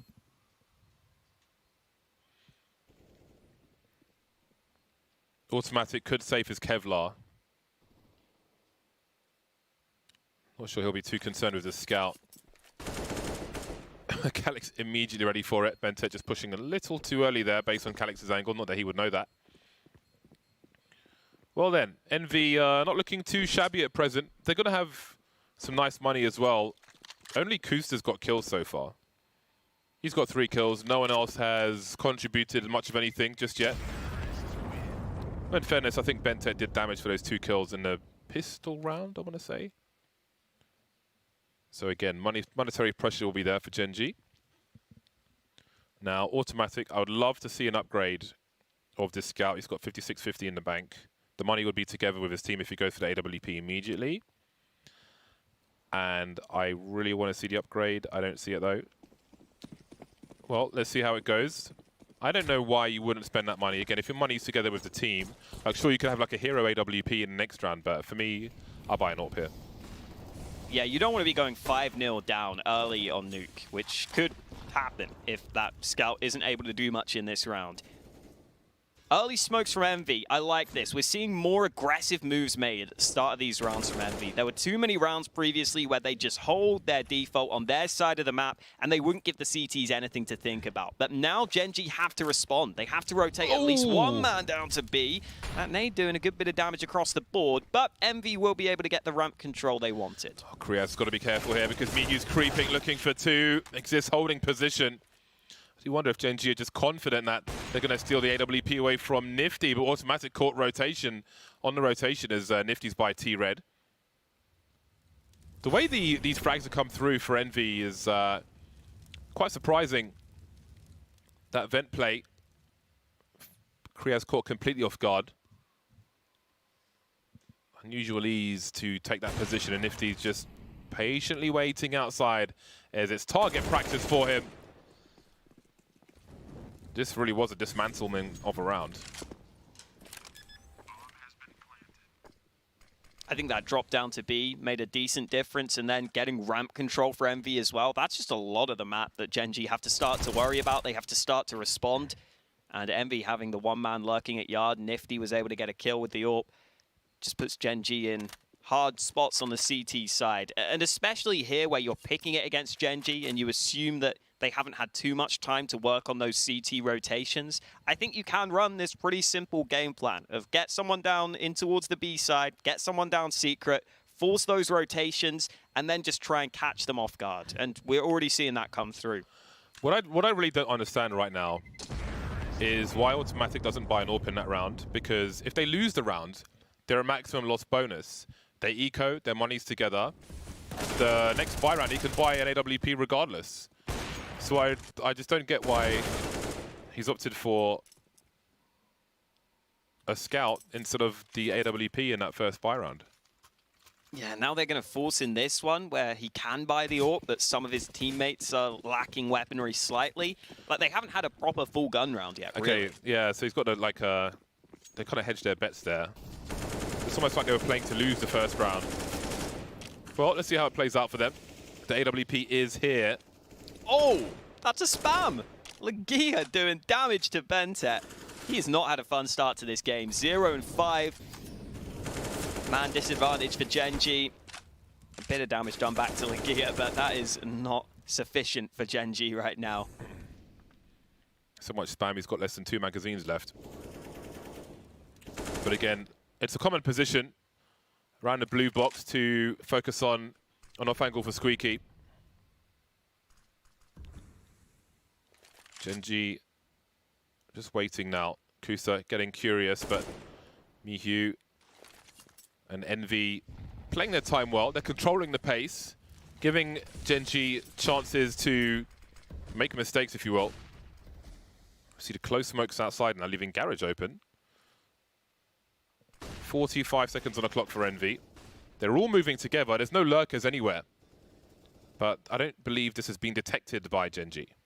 Even then, the time is going to be a real concern here. The bomb is still in garage. With 33 seconds left in the round, it has to be a clean sight take, and Kriaz could make all the difference here. He's going to spot them early. Headshot angle, not successful. Legia with his second kill of the round, and now, even though the time is low, they're going to start to flank through heaven. Automatic has had to push into hut with the AWP. Kusta now rotating over, but all the kills going against Gen.G. Finally, Kusta finds one.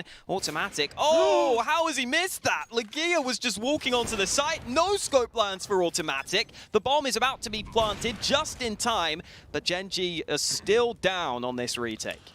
Man, if Automatic was just hiding there, I don't think there was any cover to stop the bomb carrier from being deleted with so much time on the clock. That was a wild round from Envy. but it has been successful so far. Surely Automatic doesn't go for this. I think he's just hiding in plain sight. If an opportunity is served, he'll take it, be it a frag or a push. But back they go, Gen.G. So it's calculated to get 2 buys out. Both have been unsuccessful. They'll retain the AWP for the next round.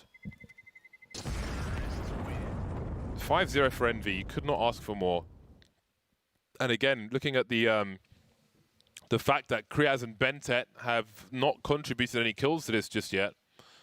Very big problems for Gen.G. There's a lot for them to solve here. Yeah, the money's so good for Envy as well. You're going to be against a couple of gun rounds before you can even think about resetting the T-side economy. The upside is I think we're finally going to get a good gun round for Gen.G where they have full rifles. They should have premium rifles on every single player.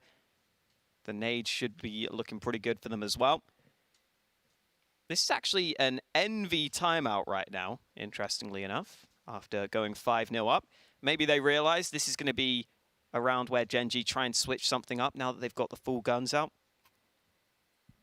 But again, all going great so far for Envy. They haven't really had to rely on any individual plays either to win these rounds, which is probably a good sign, if anything. Because right now it feels like they're just out-positioning Gen.G, winning a couple of the early fights, and making it look nice and easy. Guns are out again for Gen.G, but how can they try to control things better versus Envy? Very early smokes outside, a little gap, jump peek. I'm not sure if he saw exist, for whatever it's worth, up at heaven. 3 players outside for Gen.G at the moment. A lot of their utility has come and gone, and Envy look to control the pace once again. So very quickly you got Mihu towards Secret, and they'll slow things down, cut the sound cues. You can see on the radar a lot of players by the lobby just waiting for a push from Gen.G.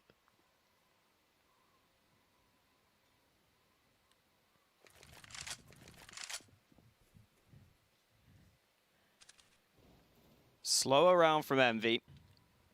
Searching for a pick across the map. Nifty with that AWP, still having to be very aware that Automatic could be here. So far, though, Automatic has been playing pretty passively with the AWP, and this is another round where that's the case. He's playing down Secret. I mean, you can see just on the kills right now, Automatic's 1 and 2, even though they've lost 5 rounds. He's been doing a lot of saving. Maybe now it's time for that AWP to get into the round. 35 seconds left, though. Envy really haven't done a whole lot early in this round. They've got to make sure this site take is another very successful one. 25 seconds, giving Gen.G a taste of their own medicine. Man, this timing is kind of crazy. No. Still a molly by T-Red as well as CT Red, so they will be entertained by that for a while. It's going to be a conga line, and this surely is going to be a difficult one for them. 2 kills for Gen.G so far, 8 seconds on the clock now. They've barely got an entry frag. Things are changing, however, but Mihu is alone, and he's out of position. Just ran their own clock down. As we always say, if one thing goes wrong, might be the only one thing that's needed to go wrong to stop you even planting the bomb. First round on the board for Gen.G. This is the Envy I really didn't want to see on Nuke. Like I was saying earlier, they had some rounds like this where it felt like they just kind of defaulted. They waited to try and get kills. They didn't get given any kills, and then they didn't really make up their minds in time as to what they wanted to do at the end of the round. They had so many rounds like this on their T side when they were previously playing this map. I hope that we see a switch up in this next one, because it never really felt like Gen.G were under any pressure at any point in that round. Not really, no.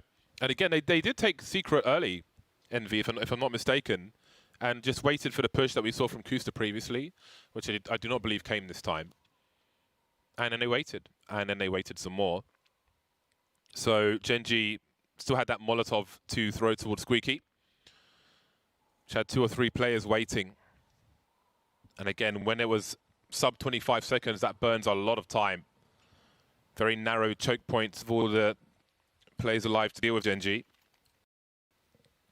So they found a way into the scoreboard at least. Kriaz hasn't, though. Still looking for his first kill. And again, if Envy don't put themselves in a potentially difficult situation, then we still need to see a convincing round from Gen.G.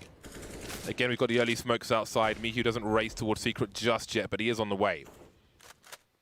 I think he may have reported the gap in the smoke last time, as there is a third smoke in that wall on this occasion. This looks like something faster. They've got the man down secret, and they've got the quick play into ramp. Kriaz is still sticking around because Automatic's here to help. Kriaz is going to go down, though, and now Automatic might just have to play this safe. He knows that they're close by. The AWP isn't too happy on that angle, so ramp control given up. Miyu is down secret as well. This B site is Envy's for the taking. Bentet looking for lurkers. 2 of Envy downstairs, 2 of Envy still upstairs. Well, make it 1 now. Thomas creeping around in that ramp position. You can see Automatic still holding a close angle. 2 defuse kits for a potential retake. So the bomb gets planted. 3 of Gen.G are upstairs, however. So let's see what their approach is. Nifty holding down 2 jobs, looking right and left of the ramp. Calix is coming in as well. That might be the call to stop this retake attempt, though. But Exist is by the point of no return. Stuck in the corner now. Trying to create some space for himself to just escape. Calix running low on bullets maybe helps Exist run for the time being. And Envy make it to their 6th round in a row. And Gen.G don't particularly look close to winning any of these rounds, apart from the one where Envy just ran their own clock down. Yeah, that was a very simple round as well from Envy, but I think these simple calls are going to be pretty effective if Gen.G continue to struggle with those rotations. Kriaz there just committing to ramp, hoping he can fight with Automatic, but as soon as he goes down, it's just going to cause all sorts of issues. That one player dying at ramp leaves you in a really difficult position. Normally, it's just more important to survive and try and get back to the B site, but that wasn't allowed, and just a few kills required for Envy to win that one. They're up to a 6-1 scoreline now on their T side. Very effective stuff so far from Envy. Again, not really coming down to individuals getting kills. It's more just coming down to them outmaneuvering Gen.G in these rounds. Let's see if that's about to change because Bentet almost got caught. That was a tight one. Not much left for Gen.G in terms of grenades here with a minute 30 on the clock. That was their last smoke gone. Got Kriaz downstairs. So still difficult times for Gen.G. Automatic has been playing so safe with this AWP, it feels like. He's finally getting aggressive in this round. He's had to save it so many times. I think it is time that something changes with that sniper. It's just never really been in the right position. This aggression might be well timed as well because Envy don't have too many players committed to lobby right now. They have a few more players focused on yard, and Automatic slowly but surely inching his way into position. Is he going to get the fight he's looking for? Calix is so close to rounding the corner. I don't know if he's going to get this, though. Finally, the gun spotted. Oh, he's missed the shot. That is a Calix peek right there. That peek was unbelievable. Teased by the barrel of the AK, then got it full force in the face afterwards. Close wall of smokes delivered by Envy. Do they head towards the ramp? Is there a rotation from Gen.G or do they gamble elsewhere? Thomas is just straight walking through. No respect, it goes too wide. Another bomb's been lost for the time being. Kusa can see it and he's had the gap. They're lining up for him. Complete disaster for Envy. Looking like another unlikely round for Gen.G. They've got 2 on the board. Again, not something you could replicate, but Envy made the mistakes and Gen.G capitalized on them. That went from masterclass to disaster class really quickly on the Envy side in that round. Couple of switch ups from Gen.G, even though the aggression doesn't work for them, with Calix getting that first kill. Just the fact that Bentet's able to get 1 on the site and then Kusta's able to slow them down so heavily at yard makes all the difference. So finally Gen.G showing us some signs of life here as they get their 2nd round win. And now Nifty's going to go for the pick. Oh, almost gets it. I don't know if I'd even go as far as to say showing some signs of life, because really it's just the error from Envy there. Huddled up like penguins next to the smoke. Allowed a very simple spray down. Oh, there's a sound cue for them. That's going to cost Kusta the spray coming through. Little touch. Needs to be careful himself. Very unorthodox plays from Envy. We'll see how Gen.G can react to them. Don't see these from too many teams. Automatic Vangles on Garage. He'll take 1, spot another. Good information for him, considering his options there. I think if he has more health, maybe he goes up the ladder. 12 HP, though. Now Gen.G being proactive. This is the Gen.G we want to see. Looking for their 3rd round. 3-man push of lobby. But when you see nothing, where do you go afterwards? I assume we'll see Automatic rotating down to B. That has happened. He's making sure that that site is clear for now. And at least Gen.G have the option for potential quick rotations. The problem is you don't want to go down the vents when Envy are already down secret. Yeah, they would love to have high grounds on A, however, and they're really concerned with that, which may keep most people upstairs for the time being. There are smokes left for Envy here as well. If both these sides of ramp get smoked off, or even just a smoked across to the site, Automatic's gonna struggle. Where is that smoke though?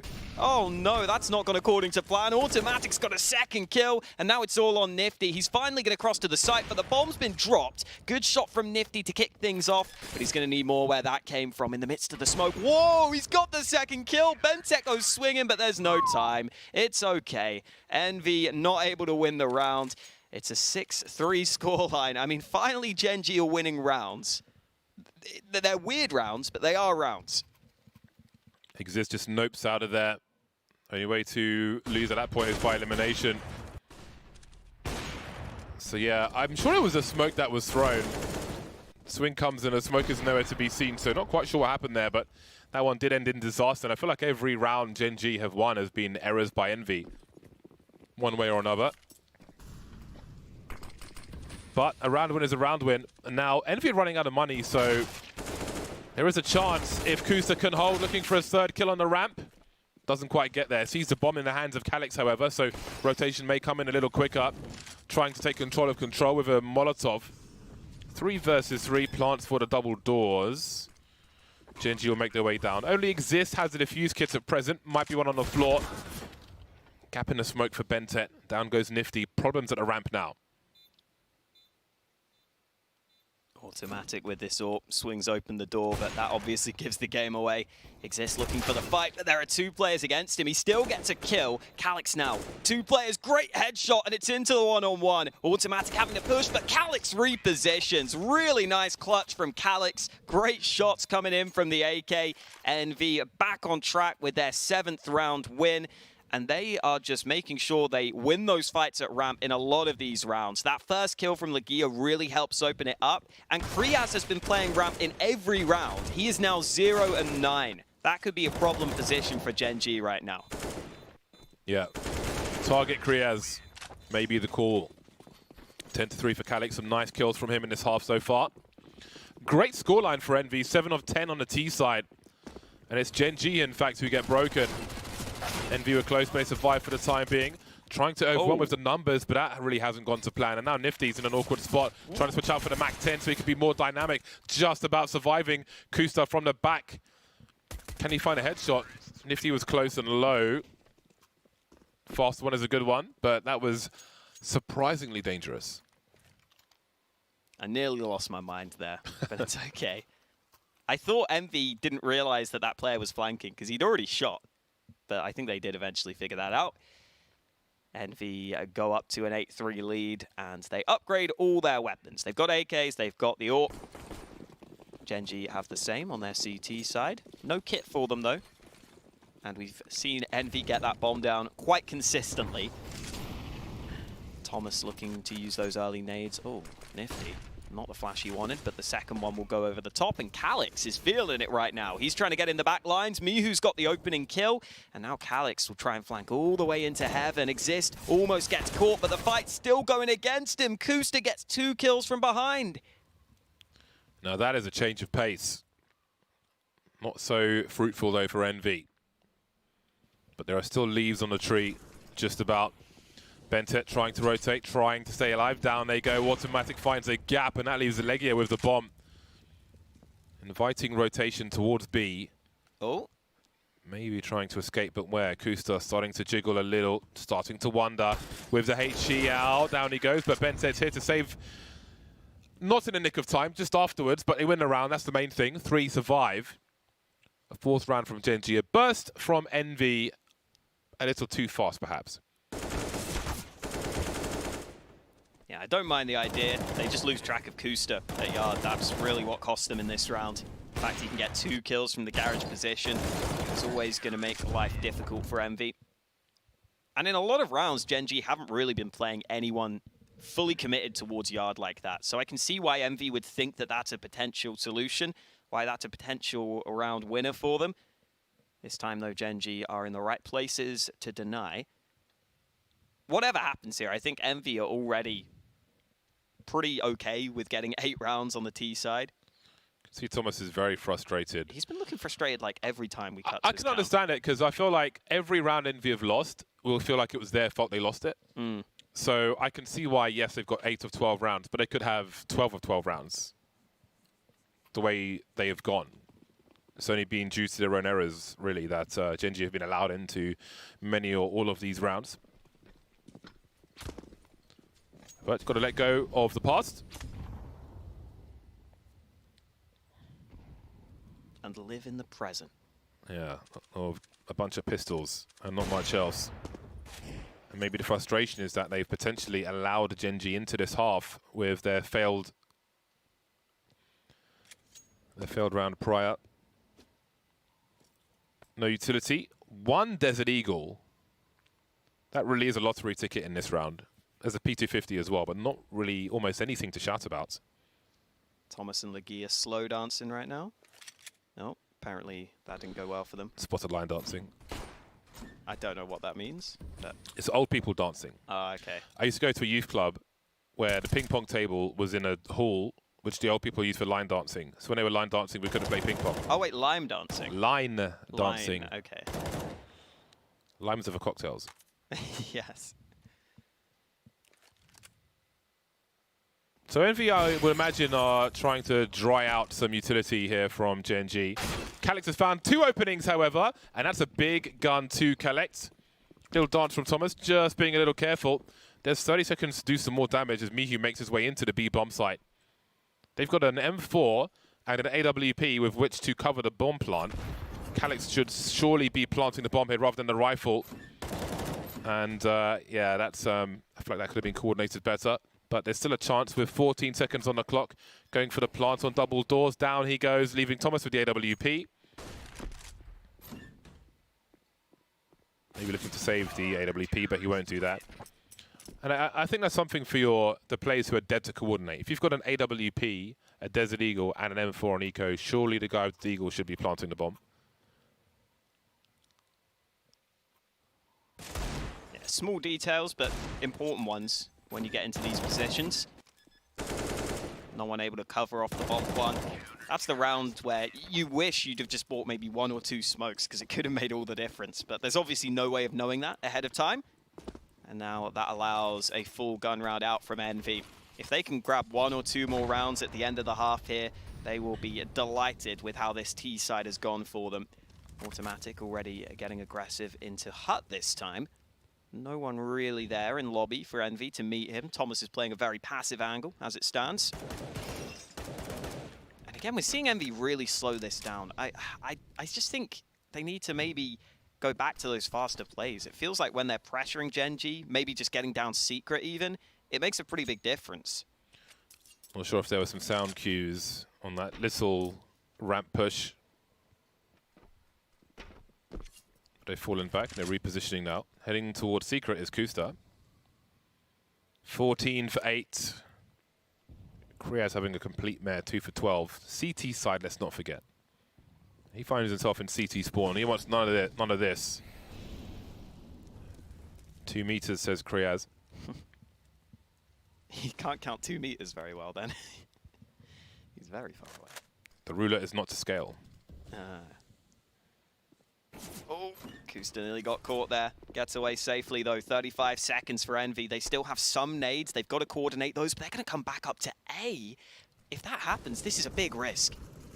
Oh, they're going to get up. They get up the vent safely. Bentec can't get the kills, but Automatic certainly can. He wants more. He's got a second. The flank coming round through Hut, but there's a smoke down. Kriaz is going to get caught, but the time is against Envy. And oh, Nifty gets the no-scope. That could make all the difference here. He's going to go get the bomb, and Kusta is pretty far removed from the round. He won't be able to deny the bomb plant, but he might have a chance to win the clutch. It's going to be a close one. And Nifty will make it to 9. Automatic kind of expected play to be in lobby with all that action going on, but it ended up being a fatal mistake for him and for the round. High-octane drama on Nuke, and indeed it is 9 for Envy. They are back to winning ways once again. And the money absolutely sucks for Gen.G moving into round number 15. Hoping for 6. Automatic back on the scout once again.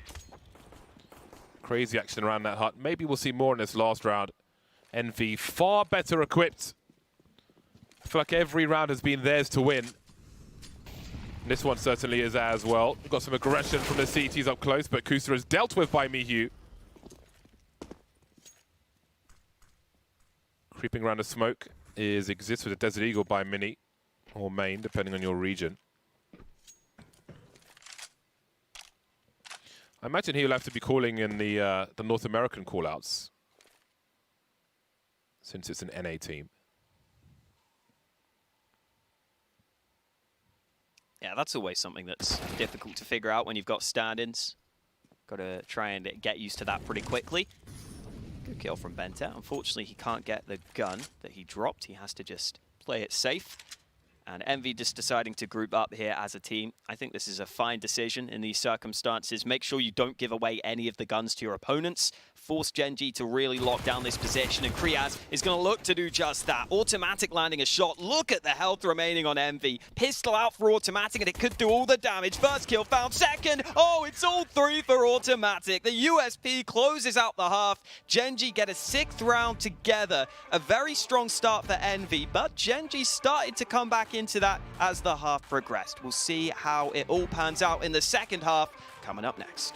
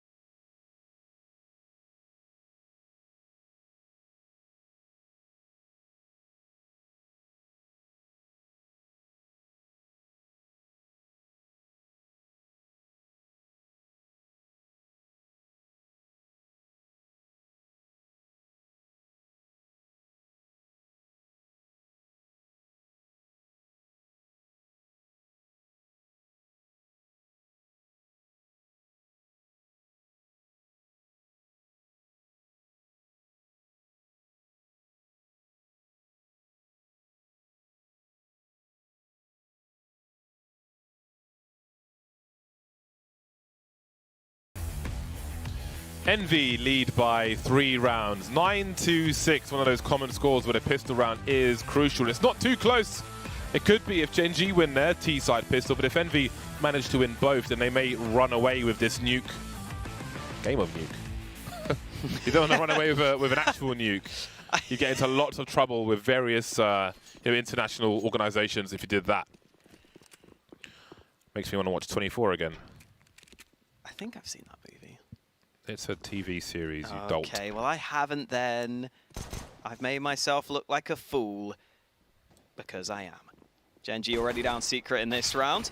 Hopefully they can overcome the issues that they've been having so far in this game. It's not been going according to plan for them, and neither has this round. They've already lost their first player. Automatic goes down. Oh, that's the bomb up close. Calyx with the dualies, making it a second kill. And this one is almost over already. Almost, but not quite. We've got two P250s on deck. The duels will be equal in terms of range. Exist going fishing, trying to avoid the trade frags. What's a concern for Envy is where the other player is. It was Kriaz. He is history now. Too many man on roads. The swing is in, and Envy make it to 10. They've won both pistol rounds. They're in a very strong position to take the entire map. A force buy win would be really important for Gen.G. However, I got hiccups, excuse me. They may opt for AKs in the next round. Either way, that has to be a confidence boost for Envy. Yeah, they'll be very happy with that. Calyx has been having a great game. 17 kills, a lot of impact rounds in there. I think he has probably been the best player for Envy so far in this tournament. That looks set to continue in this game. And the Glocks from Gen.G, I guess we'll try and just run distraction and try and allow the bomb to go somewhere. It's just so difficult, though. Automatic was hoping to get down the vents, but Envy will not let that happen. Calyx closing it out. Everyone survives. Clean. Colgate smile of a round from Envy. They are 5 away from a third map of Dust 2. However, now the war of attrition really begins. Gen.G with 5 AK-47s on deck. We've got mad utility as well. It has been a horror of a half for Kriaz and Exist, who right now have a combined 7 kills in the 18th round. That has to improve. Early utility into A. Oh, the HE grenade. Could it be a classic? No. Gen.G far enough back, waiting for any such airstrike. Just the one Christmas bauble going their way.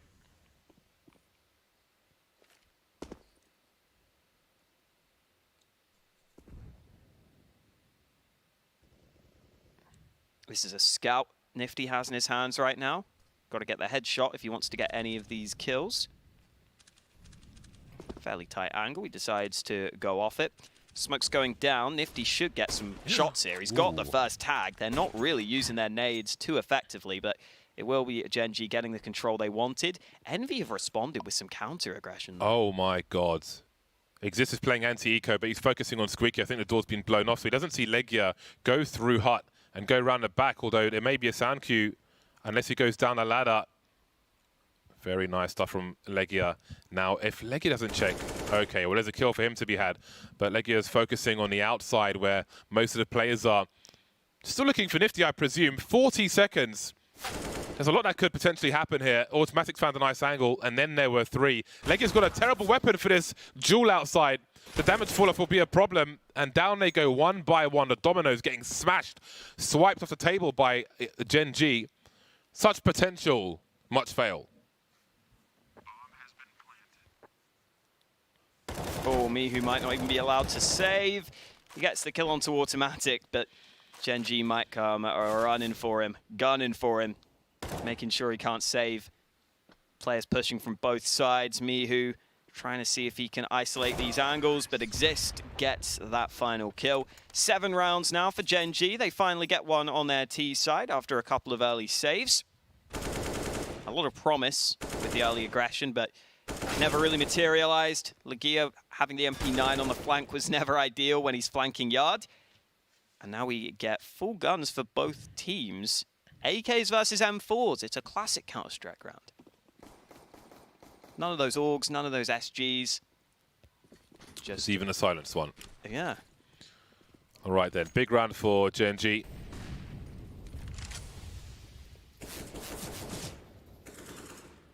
Taking their initial positions, we can see Mihu's on the low ground.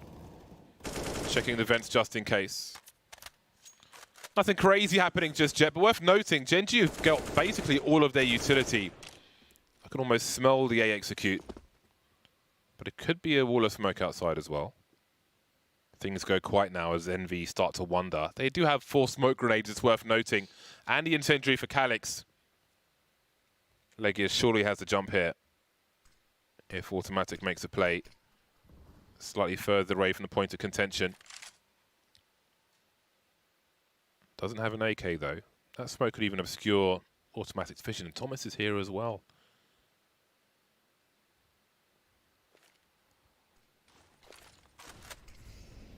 Smoke down from Legia. He goes aggressive. Oh, Automatic, this is a tight angle. Kriaz lurking at yard. It feels like this round could explode any second. There are a bunch of spots where fights could come through, and Thomas gets two. Legia set up for success. The reload is not well timed, but his teammate Thomas gets the kill from behind him. And that crossfire between those two players locks Gen.G out completely. Kriaz, poor Kriaz, 3 for 16, and he's not going to get a chance to do anything in this round either. He has to try and save. Yep, he was spotted by a secret player earlier on. They know exactly where he was. And that is no cause for concern, because the bomb is with Envy. It will not be planted in this round. They head to 12. You can see the lack of money on Envy. They have no reason to be hunting. They've got to secure their own economy at this point. Build for the future. We could see some AKs here. Most people can buy for Gen.G. But indeed, a very tight choke point. Two-man setup was fantastic from Envy. And Legia's reload essentially ended up being a bait because Thomas had the angle to trade at the very least. Very worst, if you will. So we'll see a half buy from Gen.G. The hero AK of Kriaz and a bunch of pistols with it, but plenty of utility with which just maybe they can take some position. Yeah, they smokes. They could maybe try and get down secret, maybe try and get something going at yard. There's no AWP for Envy either. So in those long-range fights, that AK would be fine. It would have a chance. It would at least have a fair run of things. Gen.G now lining up these smokes from a more advanced position. Sometimes this can have the issue of if someone's playing close, they'll hear you pop the pins, and then you can have a quick rotation over from the CTs. But in this round, there's no one playing close, so that's not a problem. Calyx using some counter utility. Does a decent bit of damage onto Kusta. But Gen.G should be able to get down secret safely. And this is where we see what the protocols look like for Envy. They've already rotated one man down to B. That's Nifty on the B site with the rifle. They also have players close by if required. And Gen.G are going to boost this AK up, clear out these close angles, and inch their way closer and closer to the B site.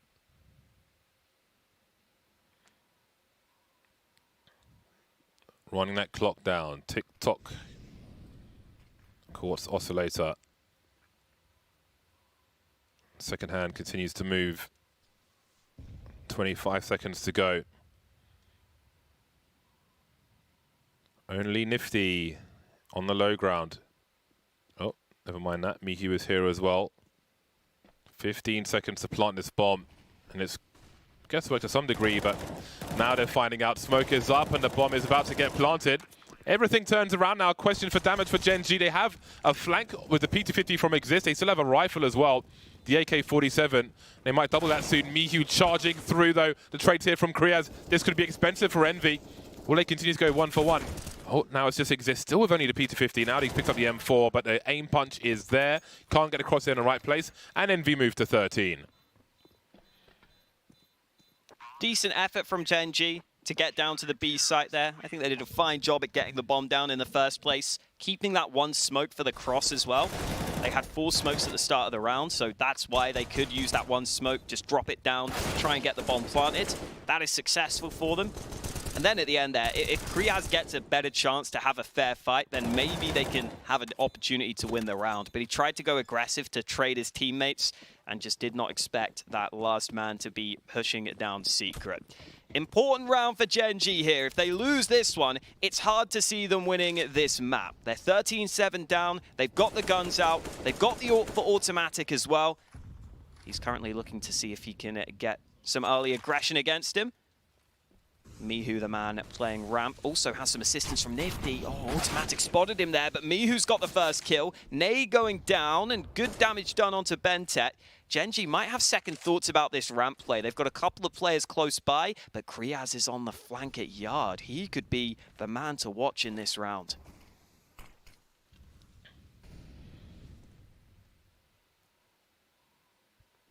Nifty's about to swing. Says hello, doesn't fight to the death. Smart stuff. They have the man advantage. Some tagging from Thomas. A double peek, if you will. And Kriaz has been eliminated. He's been extinguished. Starved of oxygen. Bentet automatic and Kusta remain. Looking to breach a choke point. Reload is heard. Kusta creeping with the bomb. Automatic has the AWP out. Isolated though by the smoke. Down goes the bomb. Automatic trying to transfer is here from Calix. That leaves Bentet, last man to fall. 14 for Envy. Double the score of Gen.G. And I think any questions as to this nuke pick from Envy have been answered here with a 14-7 lead. They may have lost it the first 2 times they played it in this tournament, but they were close games against teams who are pretty decent on this map. And Gen.G clearly are unable to live up to the likes of Forza and MIBR on nuke right now. Good to see Envy getting back on track as well in this game. I think nuke has got to be a map that seems to be an important one for them in their map pool. I think on their T side especially, they were playing well in most of those rounds. Like you said, a few mistakes being made that maybe cost them, but overall, I think on the Envy side of things, they will be happy with how this is going.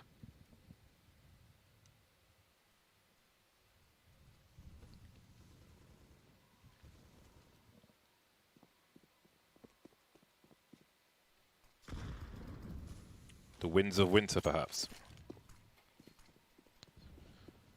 Gen.G on their last legs, and they're looking kind of wooden, kind of stubby.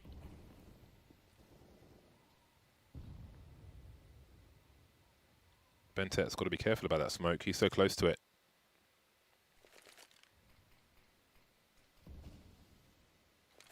You can see Gen.G have left money in the bank for the next round, for a full buy. Well, they've taken some map control. They still have 3 players alive. There's a rifle to be collected, and it will be by Kusta. A T rifle, no less. Envy starting this with 5 AK-47s. That is never a good indicator of success for the T side. Nifty hiding in plain sight somewhat. Legia is on the way. Oh, you don't want to do that. Now, there could be some post-plant situation for them, but Legia is going to have a nice spray through the door. There'll be a hole soon. Door open, door closed. Door open. Oh my God, exists. He's just found it all, hasn't he? Suddenly, Calix is in a 1 versus 2. Absolutely doable. They both have Kevlar, though. They're lining up for him, but exists here with a trade again. And there's still life in the old dog yet. I'm not sure what he's doing to that fire extinguisher, but it looks like there was some friction. It did exist. Finally getting some kills on the board. We were talking about how he's been quiet. Mihu did pretty well early. Exist just spamming through the floor there to begin with. Then he gets that lineup. And Exist closes out the round. Oh, Thomas is not happy with that one. Animated right now. It should be okay for Envy. They're still 14-8 up. It's obviously a round you don't want to lose, but there are still plenty of chances for Envy to close this out, as are indicated by those numbers you see on your screen. But who knows, if that's the way Gen.G get back into this game and make it a close one, Envy will be very frustrated. But the way to deny that from happening is to win this round here, and Calix has already got them off to a good start. Calix has got a second, Mihu arriving at just the right time, and any glimmer of hope that was there for Gen.G is being instantly snatched away from them. Meat and potatoes delivered to Kriaz halfway to the Sunday roast. Molotov is out for Exist, trying to keep his team in this. A great transfer attempt down to 4 HP, 3 HP in fact. 3 HP, number 4 on the keyboard. 2 versus 4. How on earth is Exist doing this? A late resurgence, a second wind if you will. The bomb though, still in the hands of Kriaz. He must survive. In that anti-eco position, Mihu could moonwalk into him. No, he's going to face the front. Down goes the bomb. And down go the chances for a 9th round for Gen.G. Exist can do nothing but lament what has happened in this round. And surely save his AK for the next round. What else is there to do at this point? No way he can get the bomb here. So he will look at the fire exit sign. Stand and face the wall. I used to do that in school all the time. Out of choice, or were you a naughty boy? I was a joker. Oh. I had to sit in front of the teacher. My desk was in front of her desk. Yes. Right, so she put you at the front of the class, because otherwise you would so I mess could about. behave. Right, right. But she had Grazia magazine under the table, so I used to read that. I still found a way to be naughty. Game point for Envy, many of them. We saw a dominant train from Gen.G. We're seeing a dominant nuke from Envy. Again, if you consider almost all the rounds they have lost, especially in the first half, were down to user error, if you will. Unforced error, in some respects. It's been a pretty solid performance from them, but they still need to close it out. A fast play towards Mini for Automatic, and he has served what he's looking for. Calyx on the plate. Oh, we might get a second chance here. Mihu's peeking ramp right now, very aggressively. He's committed to this position, and Automatic's got the second pick. This could be another round for Gen.G. Bentek getting 2 kills onto A, out of nowhere. A flash in the pan, perhaps, but Gen.G will take it. Flurry of frags for them. Oh, man, Nifty. Terrible timing. He is at 1v5. I feel like if there's any AWPer who could maybe win this round, it might be Nifty with some of the plays we've seen him make in this tournament, but not today. Not today. Well, the entries and things that we've seen from Automatic this week have been something special. So I would give that a consideration. He's been pretty nutty. I mean, his entries in that round were pretty great as well. But there are many more entries that he needs to get if Gen.G are to survive and take this to overtime. They've been trading rounds back and forth. Gen.G looking for double figures. Envy have Calyx with an MP7. Yeah, their money sucks. Nifty has money. No one else does. And their losing bonus is bad as well, so I guess they're just going to go for the force buy. I was doing free-for-all deathmatch with an MP7 yesterday. So just be like, what is required to use this in various scenarios? You've got to land that headshot. Right. It has better armor pen than some of the SMGs, but the fire rate is slower than some of them. I think it's at an interesting price point when you consider like the MP9 and so on. So we'll see what Calyx has to offer. Especially on the CT side, I think versus the fire rate of the MP9, it's a hard argument, but I love to see it. Nifty's got to get involved in this round, and he knows it. Exist just instantly takes him out, though. Without the helmet there, Nifty is one shot by the M4 on the T side. Thomas with a nice trade on the UMP, but he's not ready for Kusta, and Kusta is going to clean up. 10 rounds now for Gen.G. It's getting close. Save for Envy. Yeah, this is getting there. I'm feeling nervous. I mean, Envy aren't going to have enough money to get a good buy after this round either, really. If they want to have the nades and the rifles, they might have to save twice. Maybe we got ahead of ourselves thinking that Envy had this one locked in. That's not the case. Thomas picking up one P250.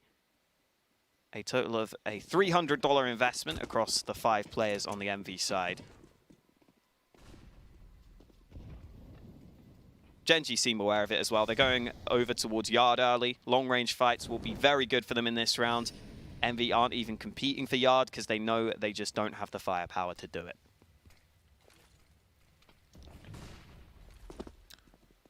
I like the discipline from Envy. 1 round is required to win. That's it. Don't need to invest in too much junk. Thomas has picked up a P250. Oh, Exist. 4x3 right there, buddies. 4x3. Not even the blade. Okay. The Bentet cleanup operation is in-house. Mihu and Nifty remain. And I feel like with some of the frustrations we've seen on some of the Envy players, they have to start getting nervous here. Excuse me, I got hiccups again. Oh no. Bentet and Kriyaz low, but who cares? I mean, they won the round. On to the next one. It's all about the buy rounds. The money's not perfect for Envy just yet, but maybe it's just enough. They will be missing some nades. They will be missing the AWP. No kit for them either. They don't have a single molly as well. So if there were to be a fast play from Gen.G, they might struggle to deny that early aggression. I'm not sure if Gen.G will be fully aware of that fact, though. AWP out for Automatic, and it looks like Gen.G might just try and exploit Yard again. This could work for them. There's no AWP on the CT side. If Automatic gets a long-range fight, that would be favorable for him. So they're going to boost Automatic up. They're going to see if he can get a long-range battle to begin with. Envy not obliging so far, though.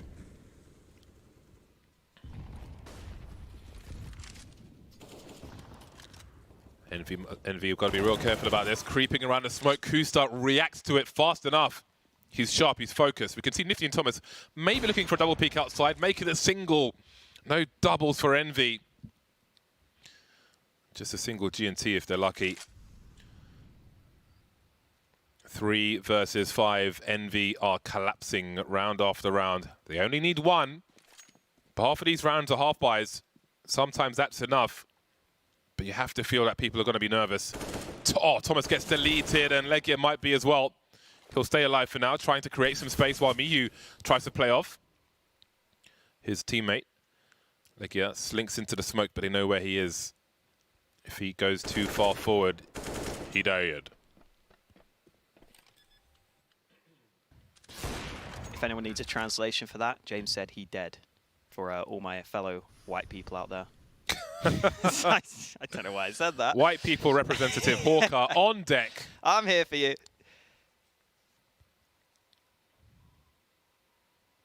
Me who is saving. You know, going back to the topic of school, James. Right. Do you think? What do you think I was like at school? Absolute geek. Yeah, yeah.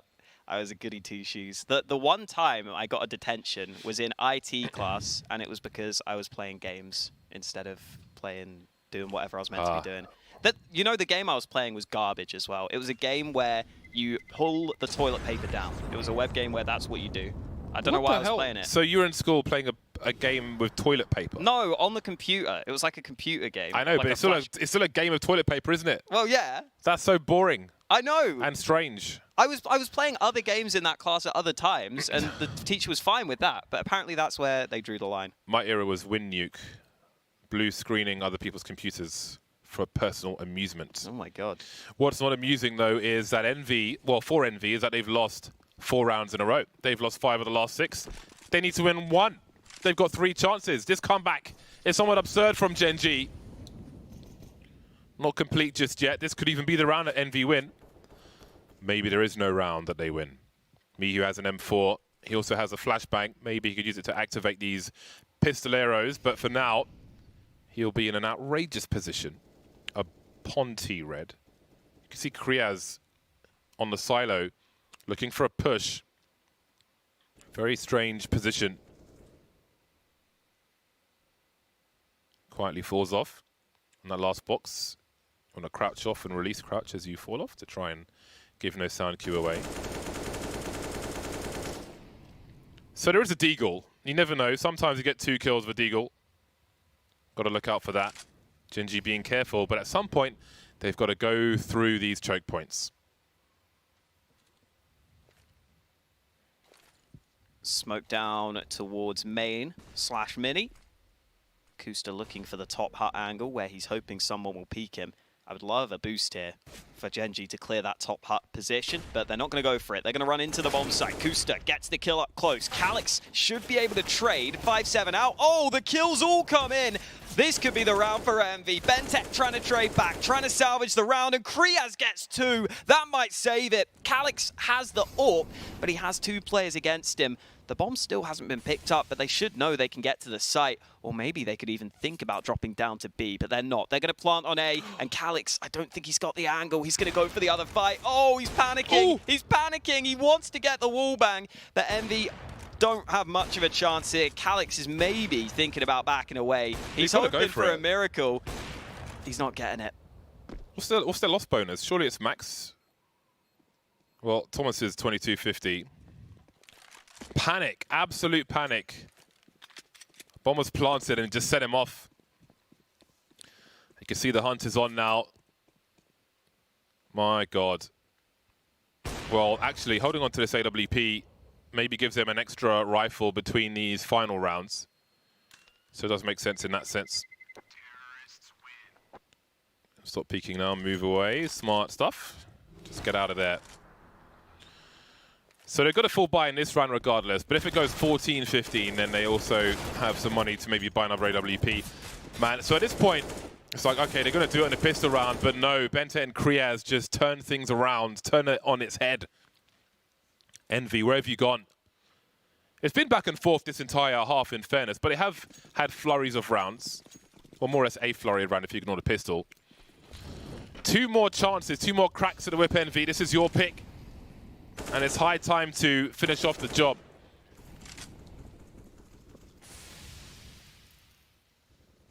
Oh, Gen.G might try something.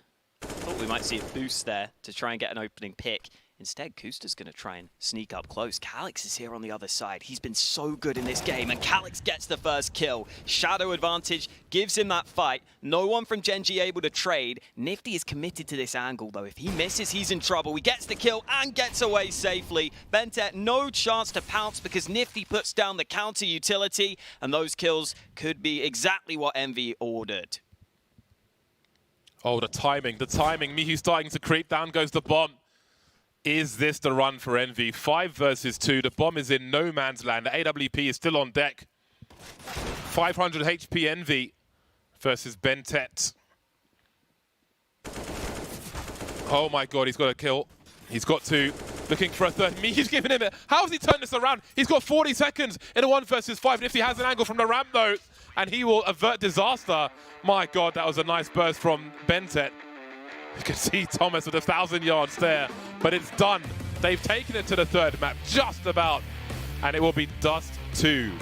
Before we head into that, we are going to go to a Bentet documentary, a closer look at the man before we head into that 3rd map. We'll see you soon.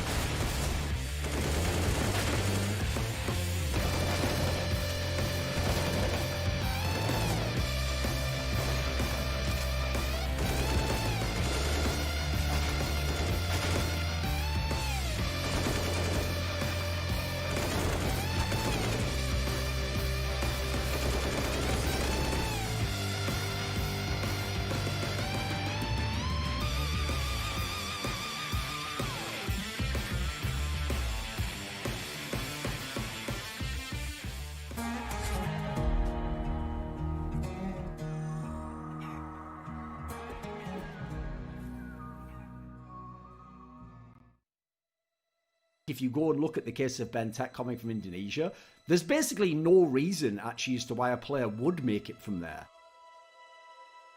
The fact that he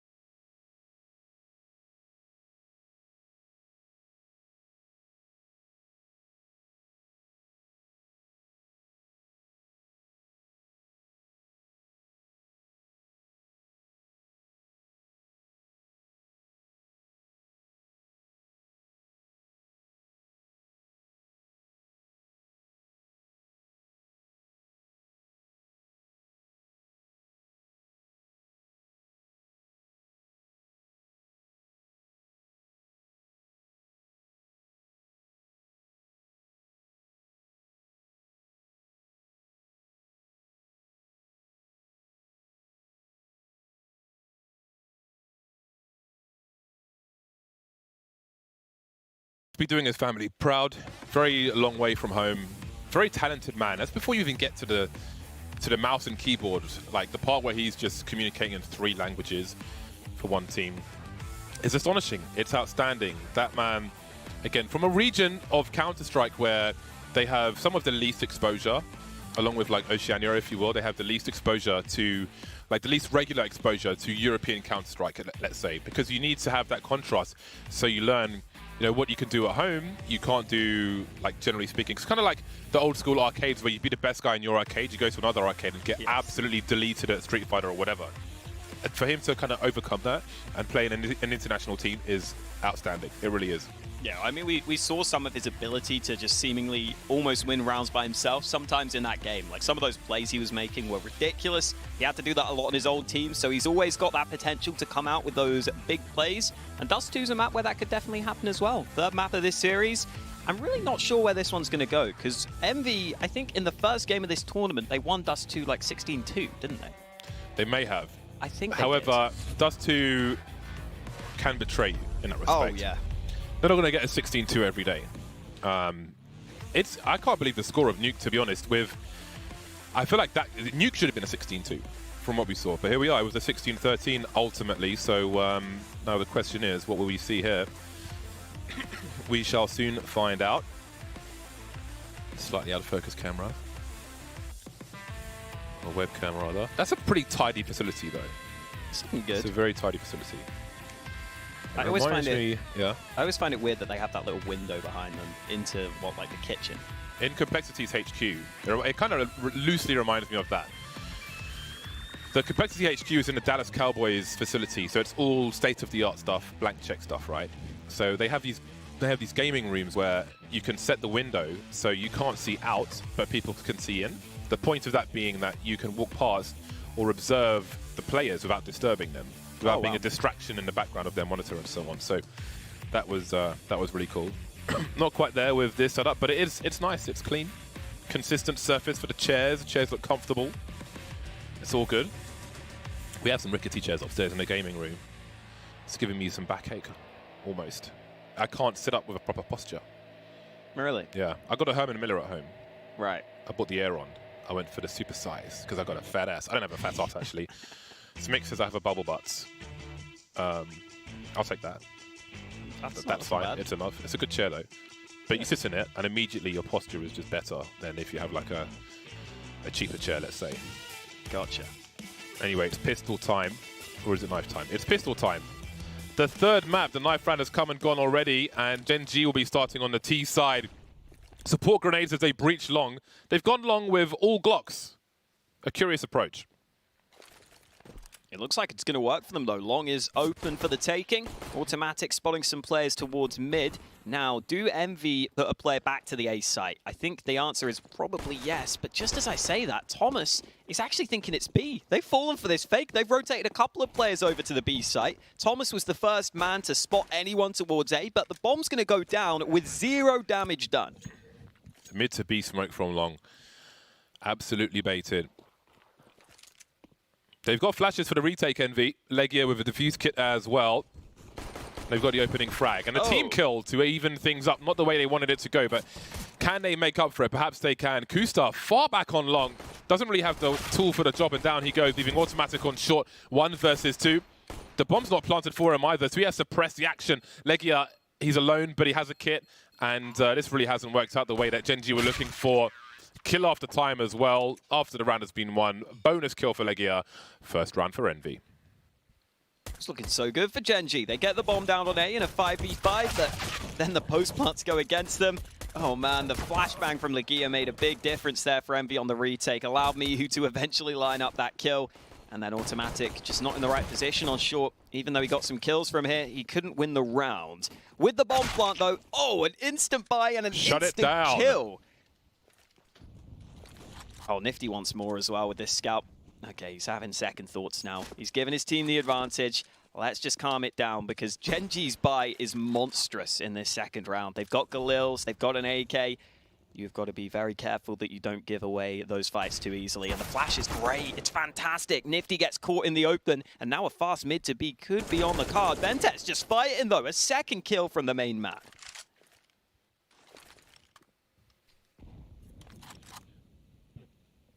Minute 13 on the clock. Gen.G with plenty of time to consider their options. Calyx down to 13 out. Envy have a lot of problems. And who's even in position to make a forward play? Dusty, one of the harder ones to maybe do that. Especially at this stage. Thomas having a look through the doors with his UMP. Behind the barrel is Thomas. 48 seconds. Exist is creeping into B at the same time, spotted by the doors, but that's a great snap from him. And Thomas gets caught out. The dream is collapsing for Envy. Legia now, 1 versus 3. If he finds the right player, this could quickly escalate, but not sure if he'll go for it just yet. Presume he's trying to hide. Bentet's hunting on long. If he got a sound cube, maybe he would consider something, but indeed he's just trying to hold on to his rifle as Gen.G will tie the score early.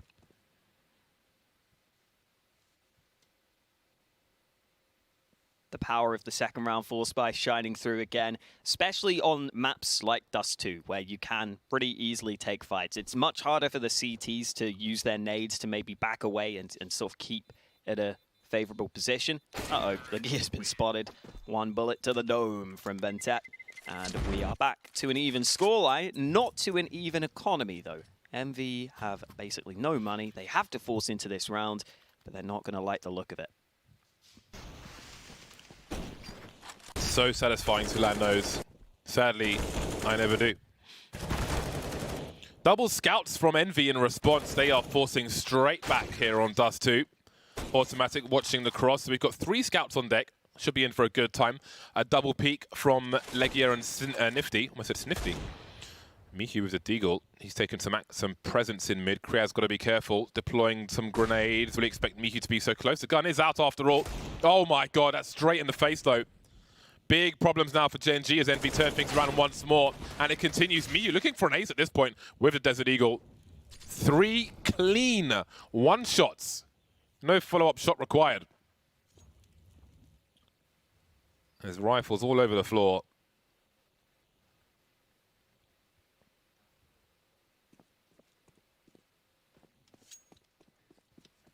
Gen.G trying to group back up to give themselves a chance in this one. As you said, James, those rifles on the floor, but not recovered by Envy, which maybe gives Gen.G a way into this round.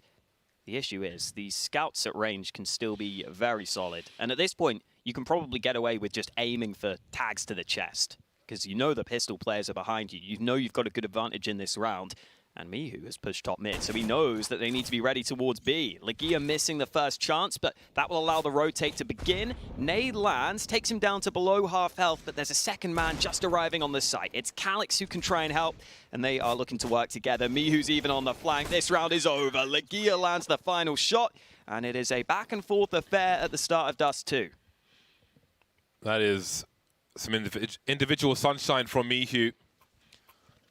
Not much you can do when you get deeged like that. Just got to hold your hands up and say, sometimes you get one deeged. And many of them did. Okay, so there's 2 shots in the third one, but still. Sometimes it be like that. But hey, from the Gen.G point of view, it's round number 3. So the perfect time for that to happen, if it is going to happen. And the forces will continue as both teams trade rounds. Always makes for interesting counter-strike in this situation. Is there a flash for Kusta? No. Creeps in anyway. Nobody in the mid position for Envy. Playing range, Mihu covering it from here. But there's a potential for a smoke to be put down and a focus to be made on the B-bomb site. Maybe concerns in that respect. He gets closer to spawn. Oh, he's been chopped in half by Mihu. Automatic now, very close with the scout. That flashbang's perfect though from Nifty. Support utility allows a take of mid from Envy. Kriaz sitting at long. Thomas playing another close range angle with the MP9, and that fight should pretty much secure this round. Should lock it in for them. Gen.G just getting picked apart in some of these rounds here. Across the entire map, they're losing a couple of fights. And then they get put in a position where they need some hero performances. Heroic performances is how you actually say that in English. push in, flash counter. Bentet's trying to go in first with the CZ. Legia waiting in the wings with the AK-47 though. He actually takes a lot of damage there. Bentet with the CZ, tapping away. He's only going to get one kill though, and Exist can't follow up. Mihu having a good start to this game, gets himself a quad kill in that one. And with that, I imagine things will calm down. Consecutive round finally won by a team means eco for the opposition, that being Gen.G. $2,000 per person. Again, simple support flashbang can take you a very long way. Seeing a lot more 5.7s and Tech 9s and CZs of late, but notable that Bentet has a CZ75 out.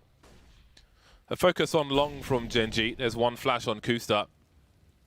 An incendiary will slow things down. Thomas playing the corner, has a HE in his hands. Ooh, Kriaz will collect. He's alone. And if you look at the radar, you'll see that there is no support for Thomas in this position whatsoever. Normally, if you've got a push coming in on long, the flashbang is too shallow. They're focusing on the corner. So Thomas has a great position to deal with everything. But again, normally if you're playing around the pit, a player on the A site will throw flashes behind for you to swing and peek. This is so sad. Where's the AK? Where is it? Poor Kusta. Oh, he's got it! That's pretty cool. Impressive. Oh, nifty jiggling. He's just taking a shot. Kusta trying to tap away. He's got to be aware of the flank, and I'm not sure he is. Look, he is going to swing. MP5. Oh my god, that spray has not gone anywhere close. Legia is able to close it out. I assume if you were DMing with the MP7, you haven't spent much time with the MP5 then, James. They are in the same slot. The only thing that the MP5 serves a purpose for is spraying through smoke without having traces. Outside of that, it is worse than the MP7 in every stat that's relevant that I can remember. So while I have it equipped on the CT side, I don't use it. That's fair. Ooh, back to long from Kriaz, and Thomas is locking down this position at the start of this round as well. Gets an early kill for his team, but look at the response from Gen.G. Quick play through mid. This could be a good position to get control of, but Calix gets a spam through the tunnels, and now Gen.G are just going to commit to this quickly. Nifty's aware, though. He's got the scout shot, and the two players on the B site, well, they both fall. That means Gen.G now have a chance. They can get this bomb down, and they can maybe win this 2v5. Mihu up close, free kill for him. That makes things worse for Bentet. But it's Bentet, and that's a problem for the CTs as well. Playing tight angles, but he falls off as Mihu peaks, and that's going to leave him exposed. Round number 5 coming the way of Envy. This being the last map of the series, let's not forget. Loser jettisoned into the sun, never to be seen again. Not too shabby a kill from Calix. We saw a quick switch from Calix and Nifty on the B box site as to who was watching what. And they both got taken out. But here we are, 5-1. A timeout from Gen.G as they consider their options, maybe for the future, as they're all very close to AK armor and no grenades right now, in terms of their money.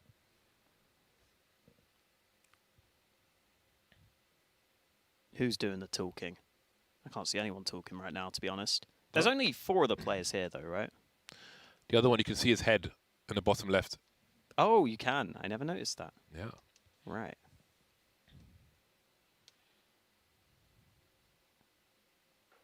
Well, it looks like Gen.G is still figuring out what they want to do in this round. They have not bought anything yet. As soon as I say that, though, Exist buys a scout. So that suggests a half buy into this round. Still with the potential to do something. Oh, boost over the top for Nifty. And Automatic was watching for it. That shot landed, but it didn't do that much damage. Nifty still alive and healthy on 78 HP. Gen.G will continue to wait for picks. Bentet has bought the AK, by the way. I missed that. That must have been a last-second buy from him. So he's going for the one hero rifle in this round. I love a hero rifle. 5 for 5 is Bentet. Got an aggressive setup from Envy as Gen.G quietly move forward. Legia has the fall away angle, run boost avoids the AWP, and his position's been compromised. Oh, that's a lovely shot from Legia, however. A fadeaway HG grenade and a great burst from Mihu. Thins the numbers, flashbang supports as well. Exists and automatic remain, 2 versus 4. USP versus Scout. Legia being a nuisance and just slowing the push. He needs this bomb plant, he needs the money. Worst case scenario, here comes the jumping shot from Legia. The Scout attacking from Thomas. No more damage will be done. 4 survive for Envy, 6-1. This is looking good for Envy. Getting rounds together on the CT side of Dust 2. Oftentimes the more challenging side of this map, but with a strong start, Envy won't have to worry as much about that. Really nice shot from Legia mid-air, and then Mihu just going in and out towards that ramp position, making sure his teammates could rotate over, which they do. Bomb plant for Gen.G, though, means they are very much in with a buy in this round, including an AWP for automatic. And Bentet still has money for the AK as well, so everything fine for Gen.G into this upcoming round. We have got the 2 AWPs, so Nifty just spotted that player towards mid. Automatic will be able to tuck into the corner, though. And it looks like a slow start to the round with a default setup from Gen.G.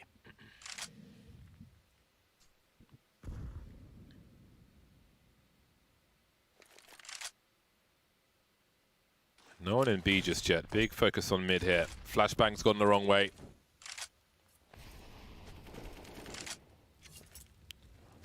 Now Kusta, I was going to say he's in position for a pop flash through mid doors, but he has no flash. Legia is towards the A bomb site, waiting for a short push. This has been left open by Envy. They're inviting Gen.G to this position. But will 3 players be enough?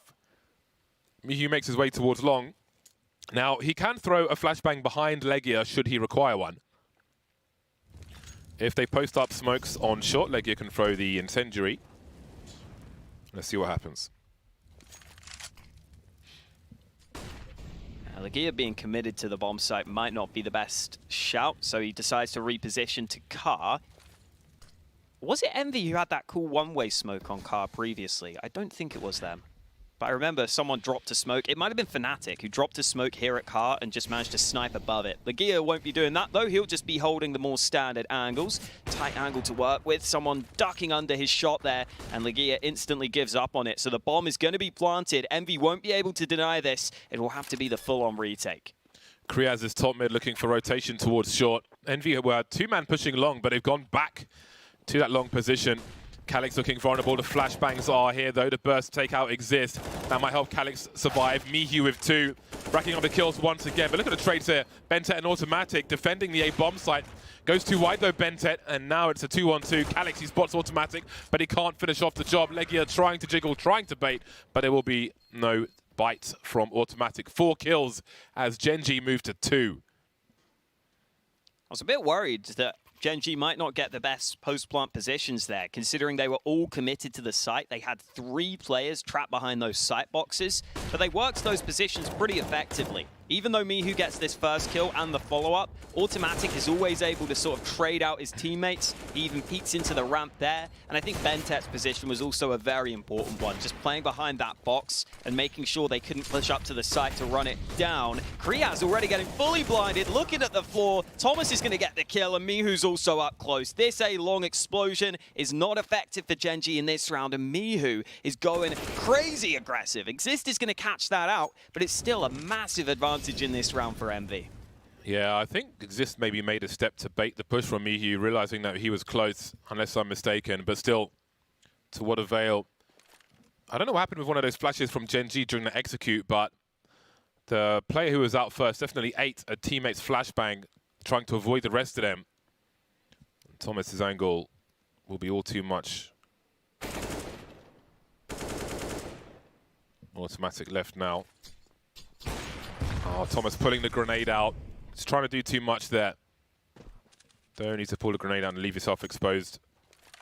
And maybe that gives Automatic a chance. He's got 1 minute on the clock. 1 versus 4, now made 3. A smoke to create space. Got to walk, though. Once you go through those doors, some of your footsteps can be heard from a short player. 39 seconds. Is he looking to make a play towards B here? Looks like he wants to go for something. Nifty in a lower tunnel starting to wonder about T-spawn. He should hear something here, though. Misses the shot, however. Now Automatic has a smoke. He realizes where the hole is. Oh, my God. Okay. Trying to outplay them, but too many man on road, and Envy make it to 7. Yeah, Gen.G just getting too far behind at the start of that round. Take a look at these 8 long fights again, where Thomas was just about able to spot the player out. He was kind of blind, but there was a bit of a gap between the flashes, which allowed him to see. Yeah, it didn't look like the coordination was fully there for Gen.G on that one, with Kriaz kind of getting caught in the open. As you said, I think it was a team flash that blinded him, and Automatic blinded by the flash at mid. Nifty going for the fight, not successful in doing so, though. Slower start to the round again from Gen.G. I can't believe Nifty got tagged in that engagement. I know, right? And Automatic's got 91 HP.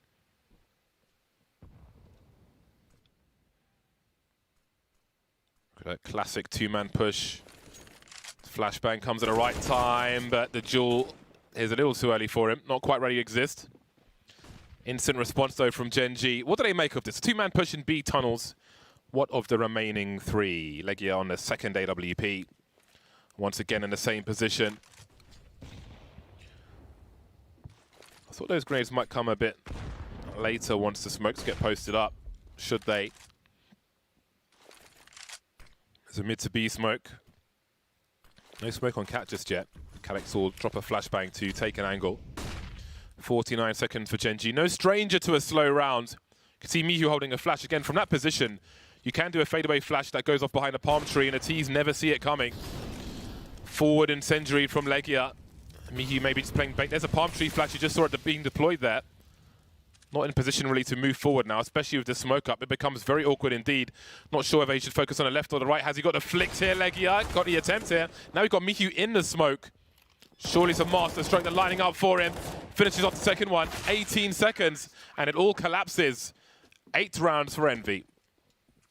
Gen.G ran out of nades pretty quickly there. They only had 1 smoke to move into the A site. Normally you want at least 2 to be able to cover off some of those angles. And then obviously just getting caught out by Mihu playing on that goose position alongside his teammate. Nice early shot from Magia. And then as soon as they commit to the bomb plant, they are screwed. Automatic had to land that shot with the AWP, and he wasn't able to do so. 8-2 now for Envy. They are really starting to run away with this one. So that palm tree in the goose position is not solid.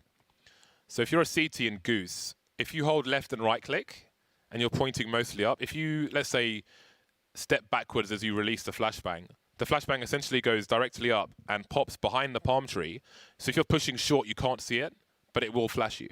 And then you can make a play. But all the other grenades made it a little awkward to peek with that.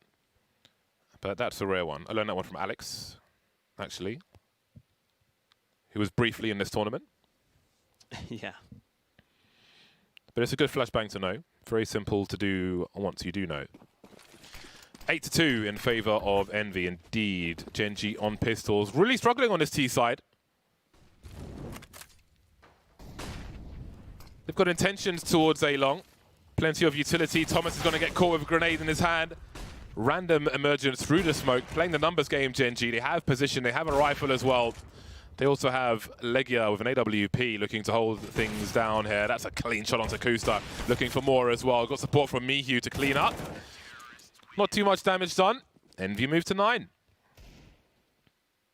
A little scary when Thomas dies at long without getting a single kill, but the rest of the team make up for it. Oh, wow, we've got an SG out from Exist. Again, a few players have been picking up the SG. We haven't seen too much from it. I think Brolam was one of the players who was getting a bit of success with that gun. It's become a situational gun now, as opposed to, I think with the old fire rate, the spray was so easy, the spray pattern, you could just run around and do whatever you wanted with that gun. Because it had massive tagging, 100% armor penetration. But now the fire rate kind of sucks, so it's like has certain implementations, like if you're on a silo with Nuke, we've seen it become a staple for certain players in that respect. We'll see how Exist chooses to use it. It's a very tight angle indeed. Pop flash through the middle doors, and it will invite some utility from Mihu. Thomas with an aggressive off angle once more. You can see he's got a clear shadow advantage if somebody wanted to walk through. Short being taken now from Gen.G. Basically 3 players on the B bomb site for Envy, maybe feeling vulnerable. I wonder if they'll go for a push.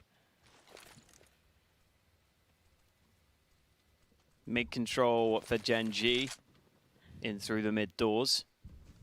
More of a standard round from Gen.G, just taking some control to begin with. I think this is the sort of approach we need to see from them, but Thomas has pushed A long. Kriaz is ready for it. That's an important kill to find. What's the response from Gen.G, though? Are they going to commit to this B site? Because if they do, there are 3 CTs there, but with a second kill on A, that's going to make all the difference. They can come back to this A site, and it is going to be easy pickings.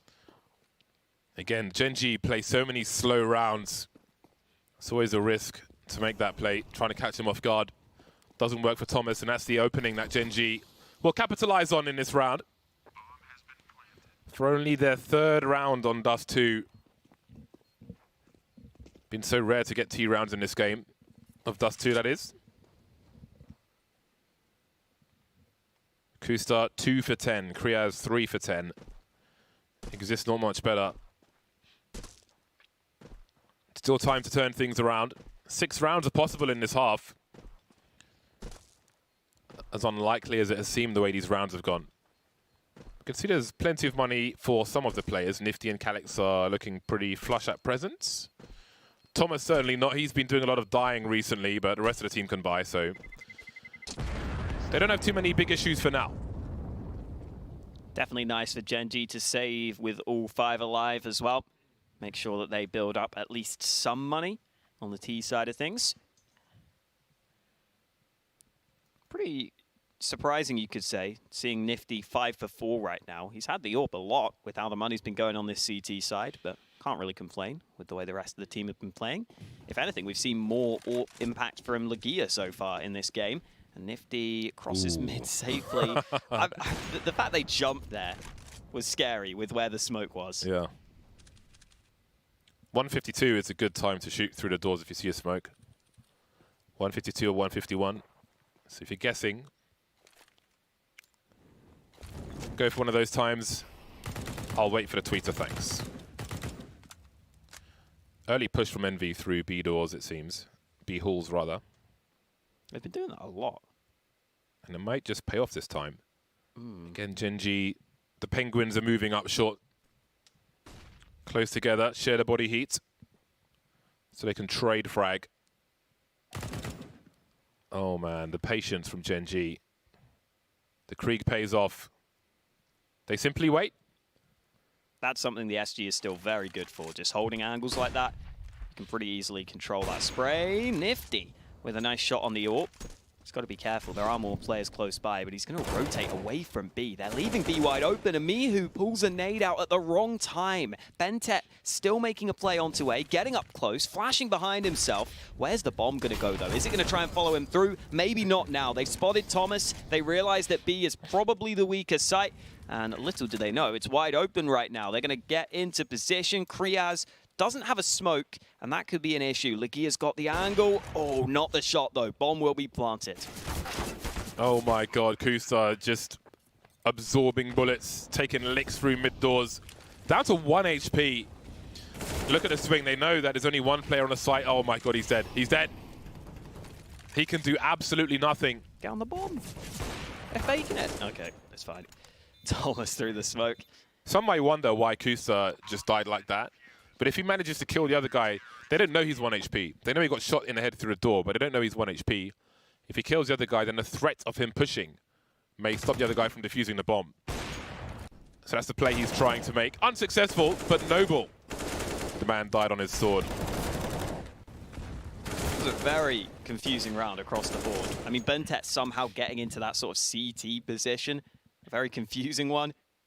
Kubin is a happy man right now, though, as it's looking more and more likely Envy may be our last team through to the playoffs. They've got a 10-3 lead right now. Thomas into pit, Mihu up close. This long hold has been pretty solid for these two players. When it's the early aggression from Gen.G, Envy's counter utility seems to be on point. They've got the first 2 kills again, and Gen.G are clutching at straws to come back into this round. The dying rounds of the first half. Envy still have a chance to have a monstrous score. Thomas with a very new position. On Old Dust 2 boosted up here. I think you could see through both doors. Oh, and still dies. He's doing a lot of dying. I think his frustrations will increase. A run boost from short, and just in case there's an AWP. And Envy now have a decision to make. Do you hold short? Do you hold long? They can't abandon both. They can't be kind of halfway in between. So Mihi will have long for the time being, but Kusa is here with a wide swing. They've left him alone, and now Legia's got problems. Down goes Kusa though, the only man spotted towards long, and he falls back to hold for the retake. One player is still on the B site right now. It's a double AWP retake as well.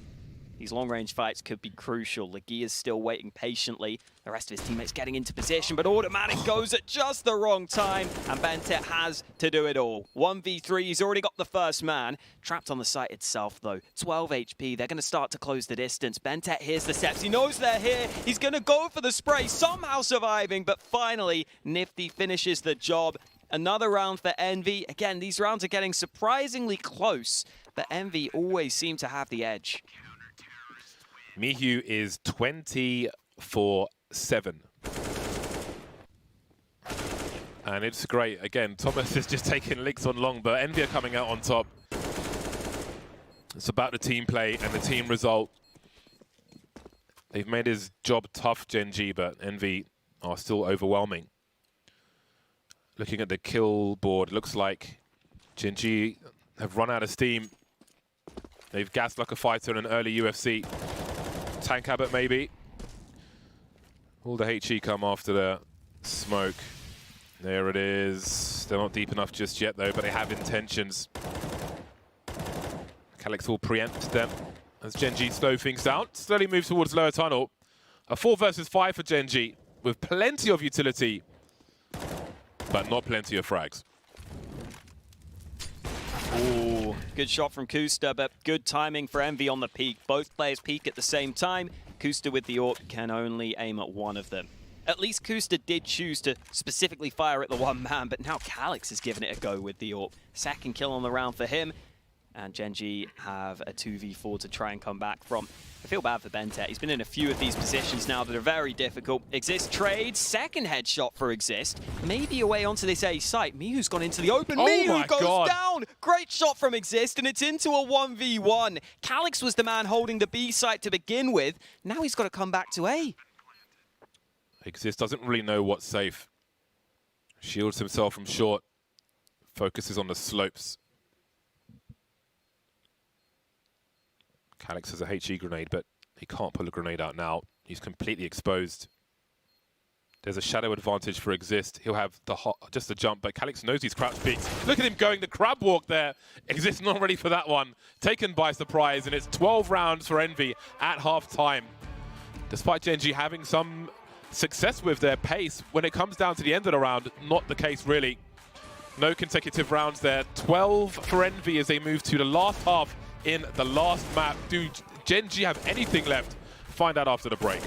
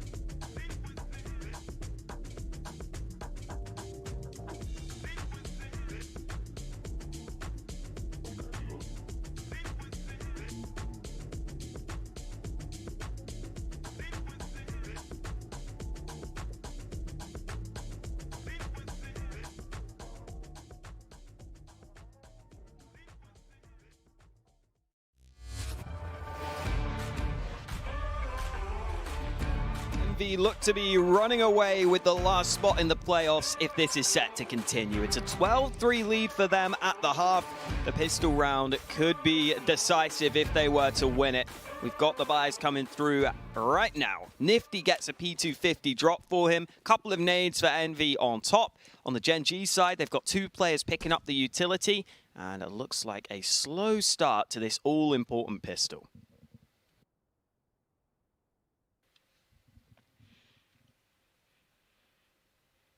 Everybody being very careful. Some CTs like to play top mid on a pistol round. Some presence shown by Calix. Molly doesn't quite go where he wanted it to. I think just buying big box was ideal.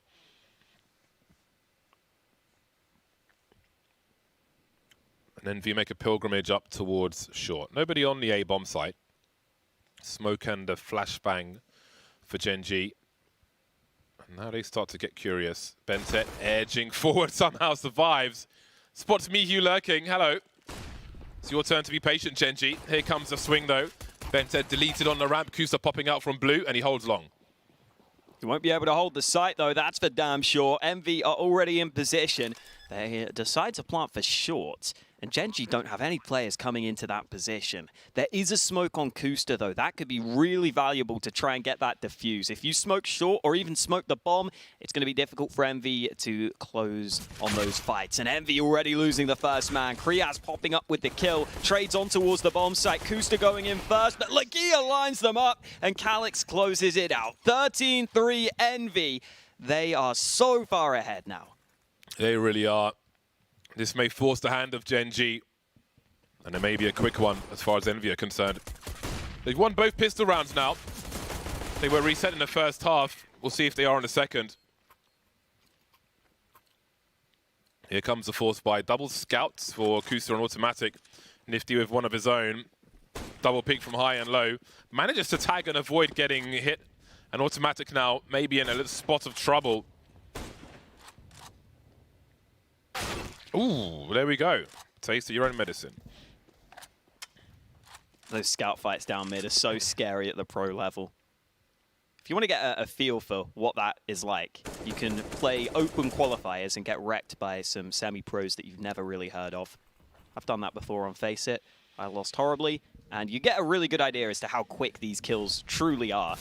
Automatic looking to do the same with the scout, but Thomas takes him down. The flank is coming. Mihu is watching for it. He's not anymore, though. The fights on the site could be crucial, though. 3v3, Bentet not going to get the flank. Mihu with the all-important turnaround, and that might just settle this round. Exist waiting by the boost position. Kusta showing some presence. Exist trying to peel around the corner. Nice flick from Kusta. There's no one long because Miu's made his way towards top mid. He's left Thomas alone, and there's a trade from Exist. Perhaps he can collect a rifle now, but he doesn't know what is safe. Starting to move, and maybe Envy will regret this rotation from Mihu. Oh boy, has he seen Exist there? Maybe he has. Oh, surely he has. Exist with the AK and the burst and the taps, but not this time. Got some important kills for his team, but misses on the maybe most important occasion. Oh, I was so scared when Mihu leaves his teammates to go back to mid here. Kusta landed some great kills with the scout, but it's not enough in the long run. Even with that gap in the smoke being exploited by Kriaz, it's close, but not close enough. Envy up to a 14-3 lead, just 2 rounds away from the win. Got to give some props to Lagia as well. If you'd have told me I was going to cast Lagia versus Exist in 2020, I'd have been very confused, but we are seeing it. And right now, it is Lagia who's getting the better of that battle. 15 for 7. He's having a solid game for himself. I think for Envy as well, it will be nice to get this win and to get some more practice time in. Now that they've played some official games, if they can get this victory, they get a good amount of time off to get some more practice hours on the server to make sure that everything is exactly in order for them ahead of those playoffs. They aren't confirmed yet, though. They still need 2 more rounds, and Gen.G will be forcing to try and keep themselves in this game and in this tournament.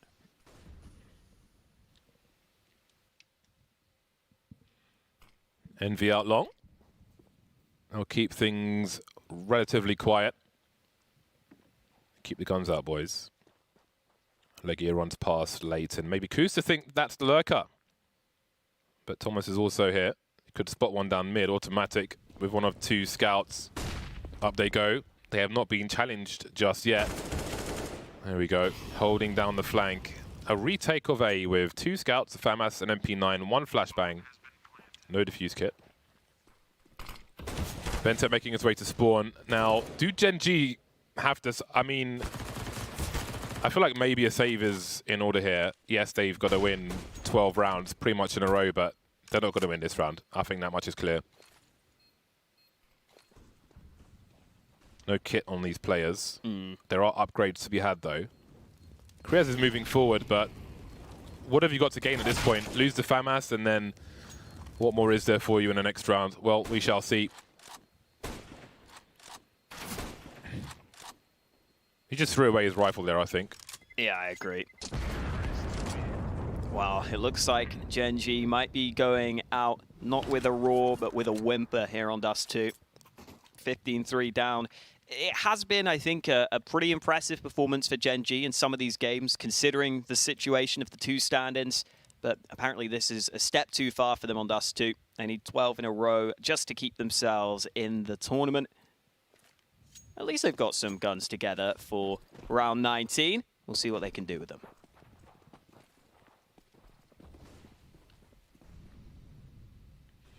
Legia is the expendable man. Will there be a flash for him? Bentec waits, tight angle. Just walks straight into it. The Mac 10's for swinging, surely. Well, he's done what he could, Bentec. Maybe his best work is over for this tournament. Still, there is a man advantage for Gen.G. All the players with rifles of some description, automatic somehow still alive.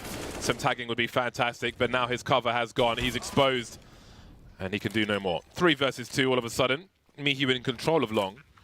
2 plays on the site to focus on short and CT. Smokes up, and it goes from bad to worse for Gen.G. It's the Swedish stand-ins to try and keep Gen.G in the tournament. Kriaz is going to creep up close to the bomb site, but Calyx is in a pretty good position. The flash is even set up for him. They're taking a lot of time here, and Mihu is flanking this entire time. The bomb's in the open. Calyx with the first kill, and that is it. Envy, your last team through to the playoffs with a 16-3 win here on Dust 2. Not the final map we were hoping for, James, but I'm sure Envy will be very happy with the win. You can see the smiles on their faces. It's nice to see a smile on Thomas's face for once. It is a completely one-sided affair on Dust 2. That was a somewhat underwhelming finish after the back and forth we saw, and almost comeback in the second map by Gen.G, but there we go. Maybe that comeback was more important than we realized. Completely ran out of steam on Dust 2, and Envy stormed them from start to finish. Again, Thomas with a tough job on long was the only highlight really for Gen.G, and it didn't really yield many rounds either.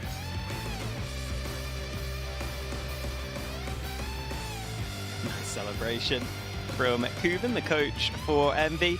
Yeah, I think over on the CT side for Envy there, even though they lost long in a couple of rounds, the rounds where they actually saw Gen.G go for the early aggression, they still seemed to get the kills, because it just looked like Gen.G didn't quite have the flashes and everything in place to take that position, unfortunately. Yeah, that was, well, it just got deleted. I'm not sure what else to add to that, really.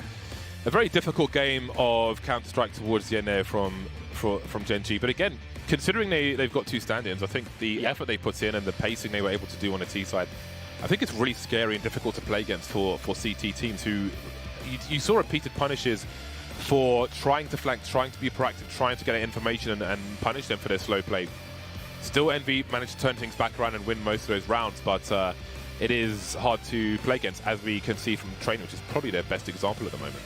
Yeah, and I think they probably got one of the biggest upsets we're going to see at the tournament with that win earlier against OG. Like that's already a great result. I think they did way more than anyone expected. Yeah. For Envy, I think it's the same situation I was saying previously, where I think it's nice for them to get some time in the actual server so that they can maybe now practice in this next week. They know what they need to work on, but we won't get to see Envy for a while because we're going over to the blind spot.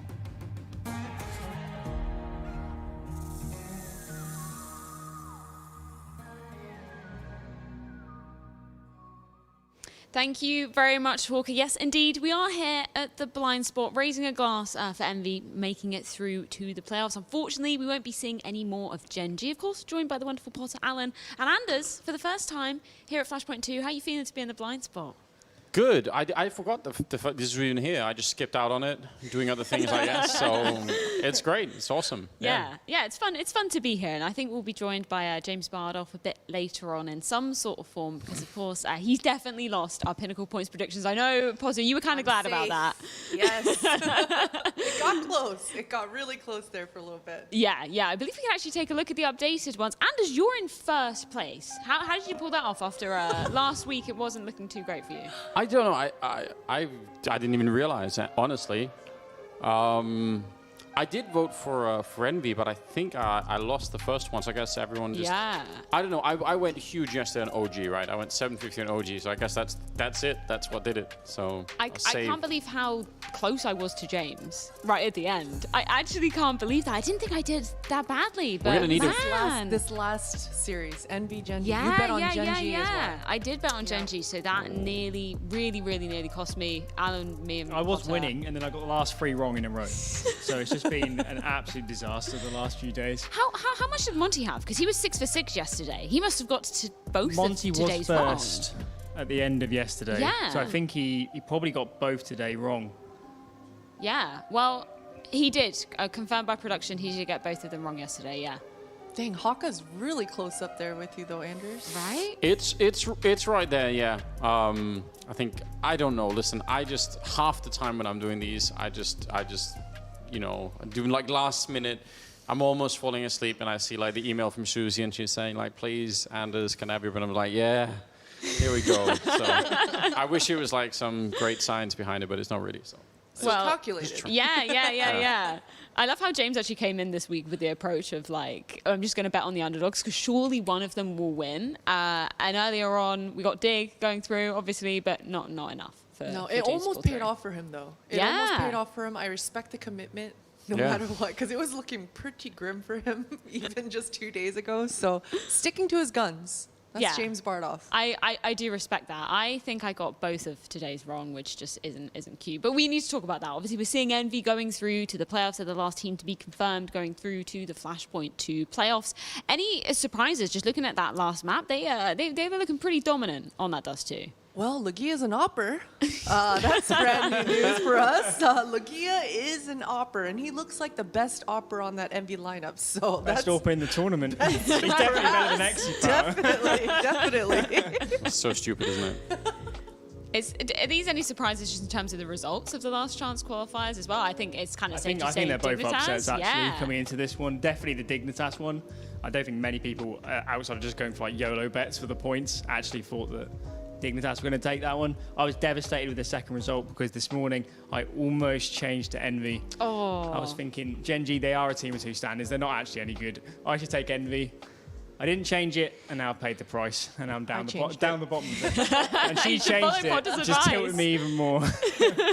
I actually felt so confident in Envy winning this game. I don't know why. I felt like everything I've seen out of Gen.G was like, it was like one good game against OG, and then everything else has just been like a long, like, trail off from that point. So from my point of view, I was thinking like, probably. I think that's a fair point. We were kind of talking to Duncan about it. I believe we were up on the desk with him, and he was saying that, coming in with 2 stand-ins, he felt like maybe it was a little bit overhyped, that first matchup. And now we look at OG, they've managed to top their group. So maybe it was just an upset to be starting off the tournament. I think the thing about Gen.G here is their map pool was super top-heavy. Like, it was basically train, and then the drop-off from train to the other maps was just ridiculous. And, like, when they get to the bottom of their map pool, the Dust 2s, like we saw here, just goes off a cliff. They just completely imploded on that T side on Dust 2. So, for them, we couldn't have expected so much more. Clearly, train, they must have practiced loads in the scrims they did have. But, in terms of 2 standings, they still got a series win off OG, which that's a result in itself. So, for them, I don't think we could have expected much more in the end. Listen, we need Gen.G to fail anyway because we need to get Tim out of that team somehow. Yes, exactly. or just to get better teammates. I don't know, something, just anything. So I'm really excited that Gen.G didn't do better at this tournament. I think it's great news. Always looking at the bright side of things. Yeah, right, Andrew. exactly. The positive angle. We're going to keep that positivity up, as I believe we have Mihu on the line for an interview after that win on the side of Envy. Mihu, thank you so much for joining us. Congratulations, first of all. Hello. It's nice to see you guys. Yeah, we won, and we are very happy about that. Like, it was so hard to start in this tournament, and we lost 2 games in a row after some fights and some good maps. But now we won this match, and we are in the playoffs, so very good. Yeah, a very impressive result from you guys from the side of Envy. I want to talk about that last map because it seemed like you guys just seemed to find your momentum from somewhere. I'm wondering what it was like, in the server with you guys, in the team comms. How did you find that momentum to carry it through and look incredibly convincing in that third and final map? To be honest, I'm not sure. Like, it comes, maybe it was a little bit lucky. And after the first map, yeah, to be honest, it doesn't look so good. We weren't so good on train, and we just make our mental reset in our minds, and we came back for the nuke for our map and for third map with fresh mind, and we just did it. So on those 2, we feel very confident, and we can play with every team on the world and then try to make some good results versus them. Speaking of train, Mihu, I have to ask, are you an opper or was today a bad day? Do you have more success opping in scrims? What made you bust out the AWP today? Because it's not something I normally see you wielding.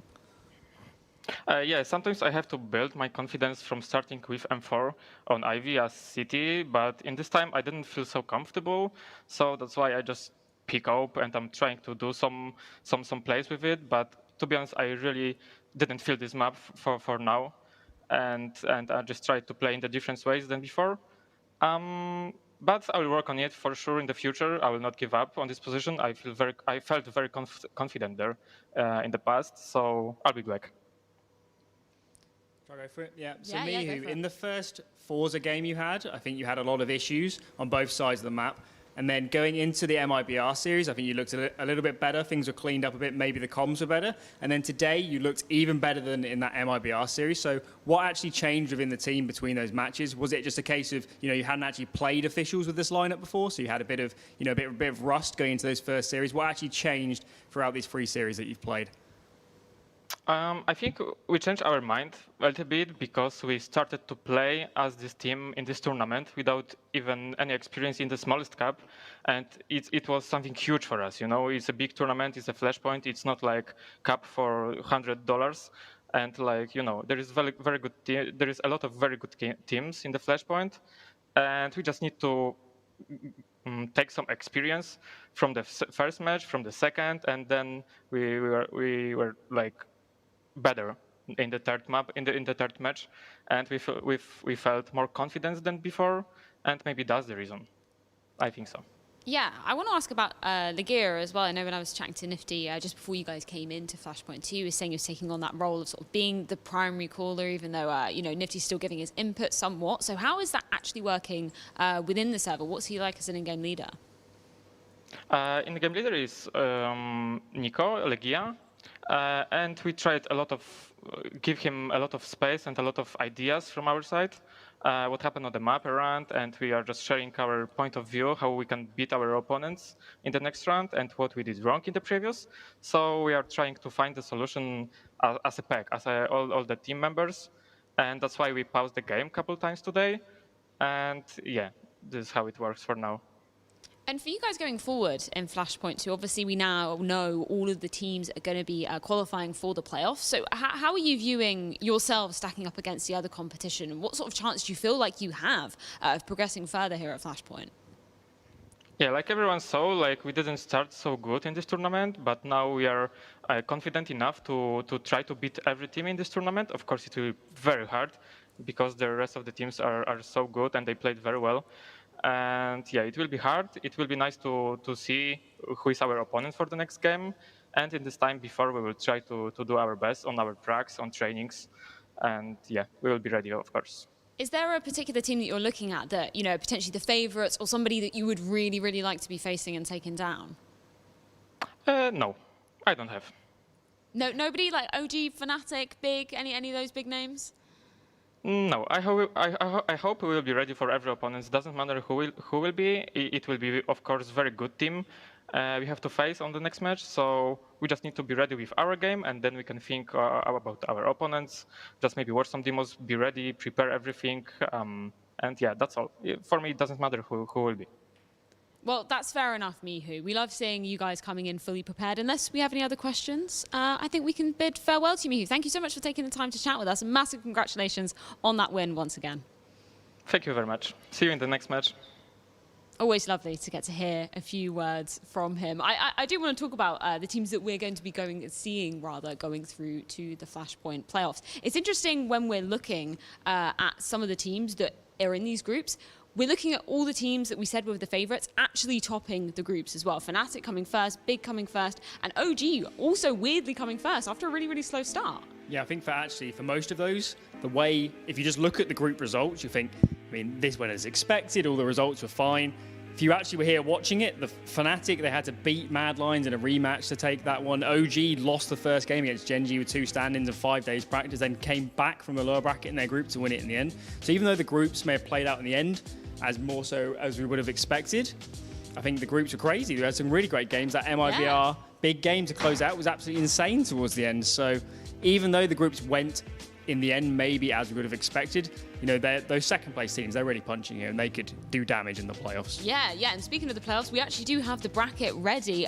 Mihu will know now who he's facing. It's actually going to be Big, even though he said he doesn't really give a damn who he's facing. That is a nasty matchup. Yeah. That's so perfect that it's Big, Lagia's old team, a lot of history and rivalry. That it actually couldn't have ended up better. Yeah, and then Fnatic versus Dignitas Vi as well. Definitely some rivalry going on in that one. Mad Lions versus Virtus Pro. That's definitely going to be interesting. And OG versus MIBR. Talk to me about these matchup, guys. Any that you're looking forward to in particular? I'm going to take the OG MIBR game because even though you might think this is going to be heavily OG with how the groups played out, I bet that match is super close between those two teams as well. I think MIBR, they play so aggressive on both sides, they might put a lot of pressure on OG, and they've still got comms mistakes, and mid-rounding still a problem for Alexi.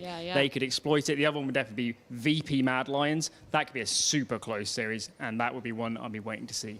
Yeah, have there been any teams that have impressed you so far, Anders? Or maybe any upsets that you didn't really expect to be happening? I don't know. I actually wasn't nearly. I know everyone's been sort of on the big train going into this for a long time, but I just kept thinking, yeah, but like how long is it going to last? But I think they've been playing up to that level. So I don't know. Maybe it's unfair to say I've been impressed by them, but I just think maybe they've been living up to everyone else's expectations, and I just wasn't really catching the train the same way. I don't know. I think you know. I was really worried that Mad Lions would have just a massive drop-off, because if you look at what happened to them, they should have had like they should have just crashed. You know, you lose someone like Bubsky, like that's not going to be a good time. So I actually think it's pretty cool that they've made it this far, and I think they still look like a dangerous team. I think they could beat VP as well. So I think there's still something left up there.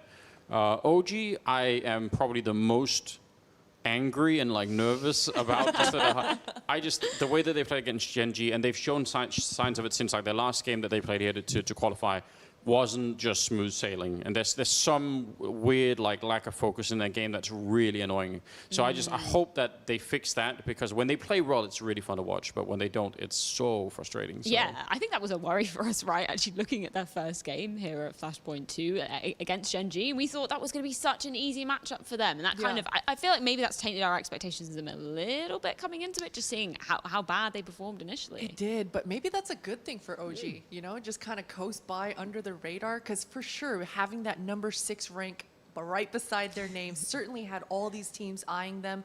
So yeah, but it's good, right? That 180 that we talked about, the fact that we're seeing so many different sides of OG, hopefully they're able to remain consistent though. I think they needed the kick up the arse of that first game, to be honest. I think it isn't only here they've had some issues, but if you watch the death segments going into the rematch of OG Gen.G, me and Duncan made a really big point of, you know, we shouldn't be coming into this thinking Gen.G have a chance here. OG had to win that game, otherwise that roster could have actually been dead. It was really getting that bad in terms of recent results. So for them, it was really good to see them show up. I think for the playoffs, the most exciting thing is Fnatic, because for a lot of us, watching the group stages play out, it really did feel like this is Big's tournament to lose. how could they lose it? Map pool's insane. They're just destroying everyone apart from the one Vertigo game against MIBR. But now that Fnatic are here and they've really had a really strong game against Mad Lions in that rematch again, hopefully we get some really good matches in the playoffs and maybe even a big Fnatic final when it goes all the way, 3 maps, super close. That'd be awesome. Maybe it's worth mentioning now, just because they're going to be playing up against Dignitas, right? This Heap character is suddenly looking really exciting and promising. I didn't know him at all going into it.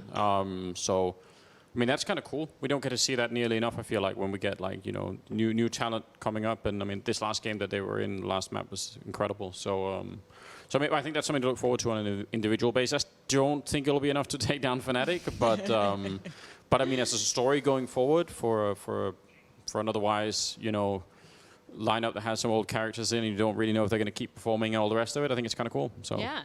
Well, speaking of talent, of course, we've got to make it all about us here to round off the show at the Blind Spot. I believe we've got a bit of a fashion review. Everybody's been submitting their photos of themselves looking their best and in their fancy dress as well. I'm not sure who we're going to be bringing up first. Let me get my glasses on so I can see. Nice. Alan, this is you. This could take some explaining. I'm definitely. Give us the context.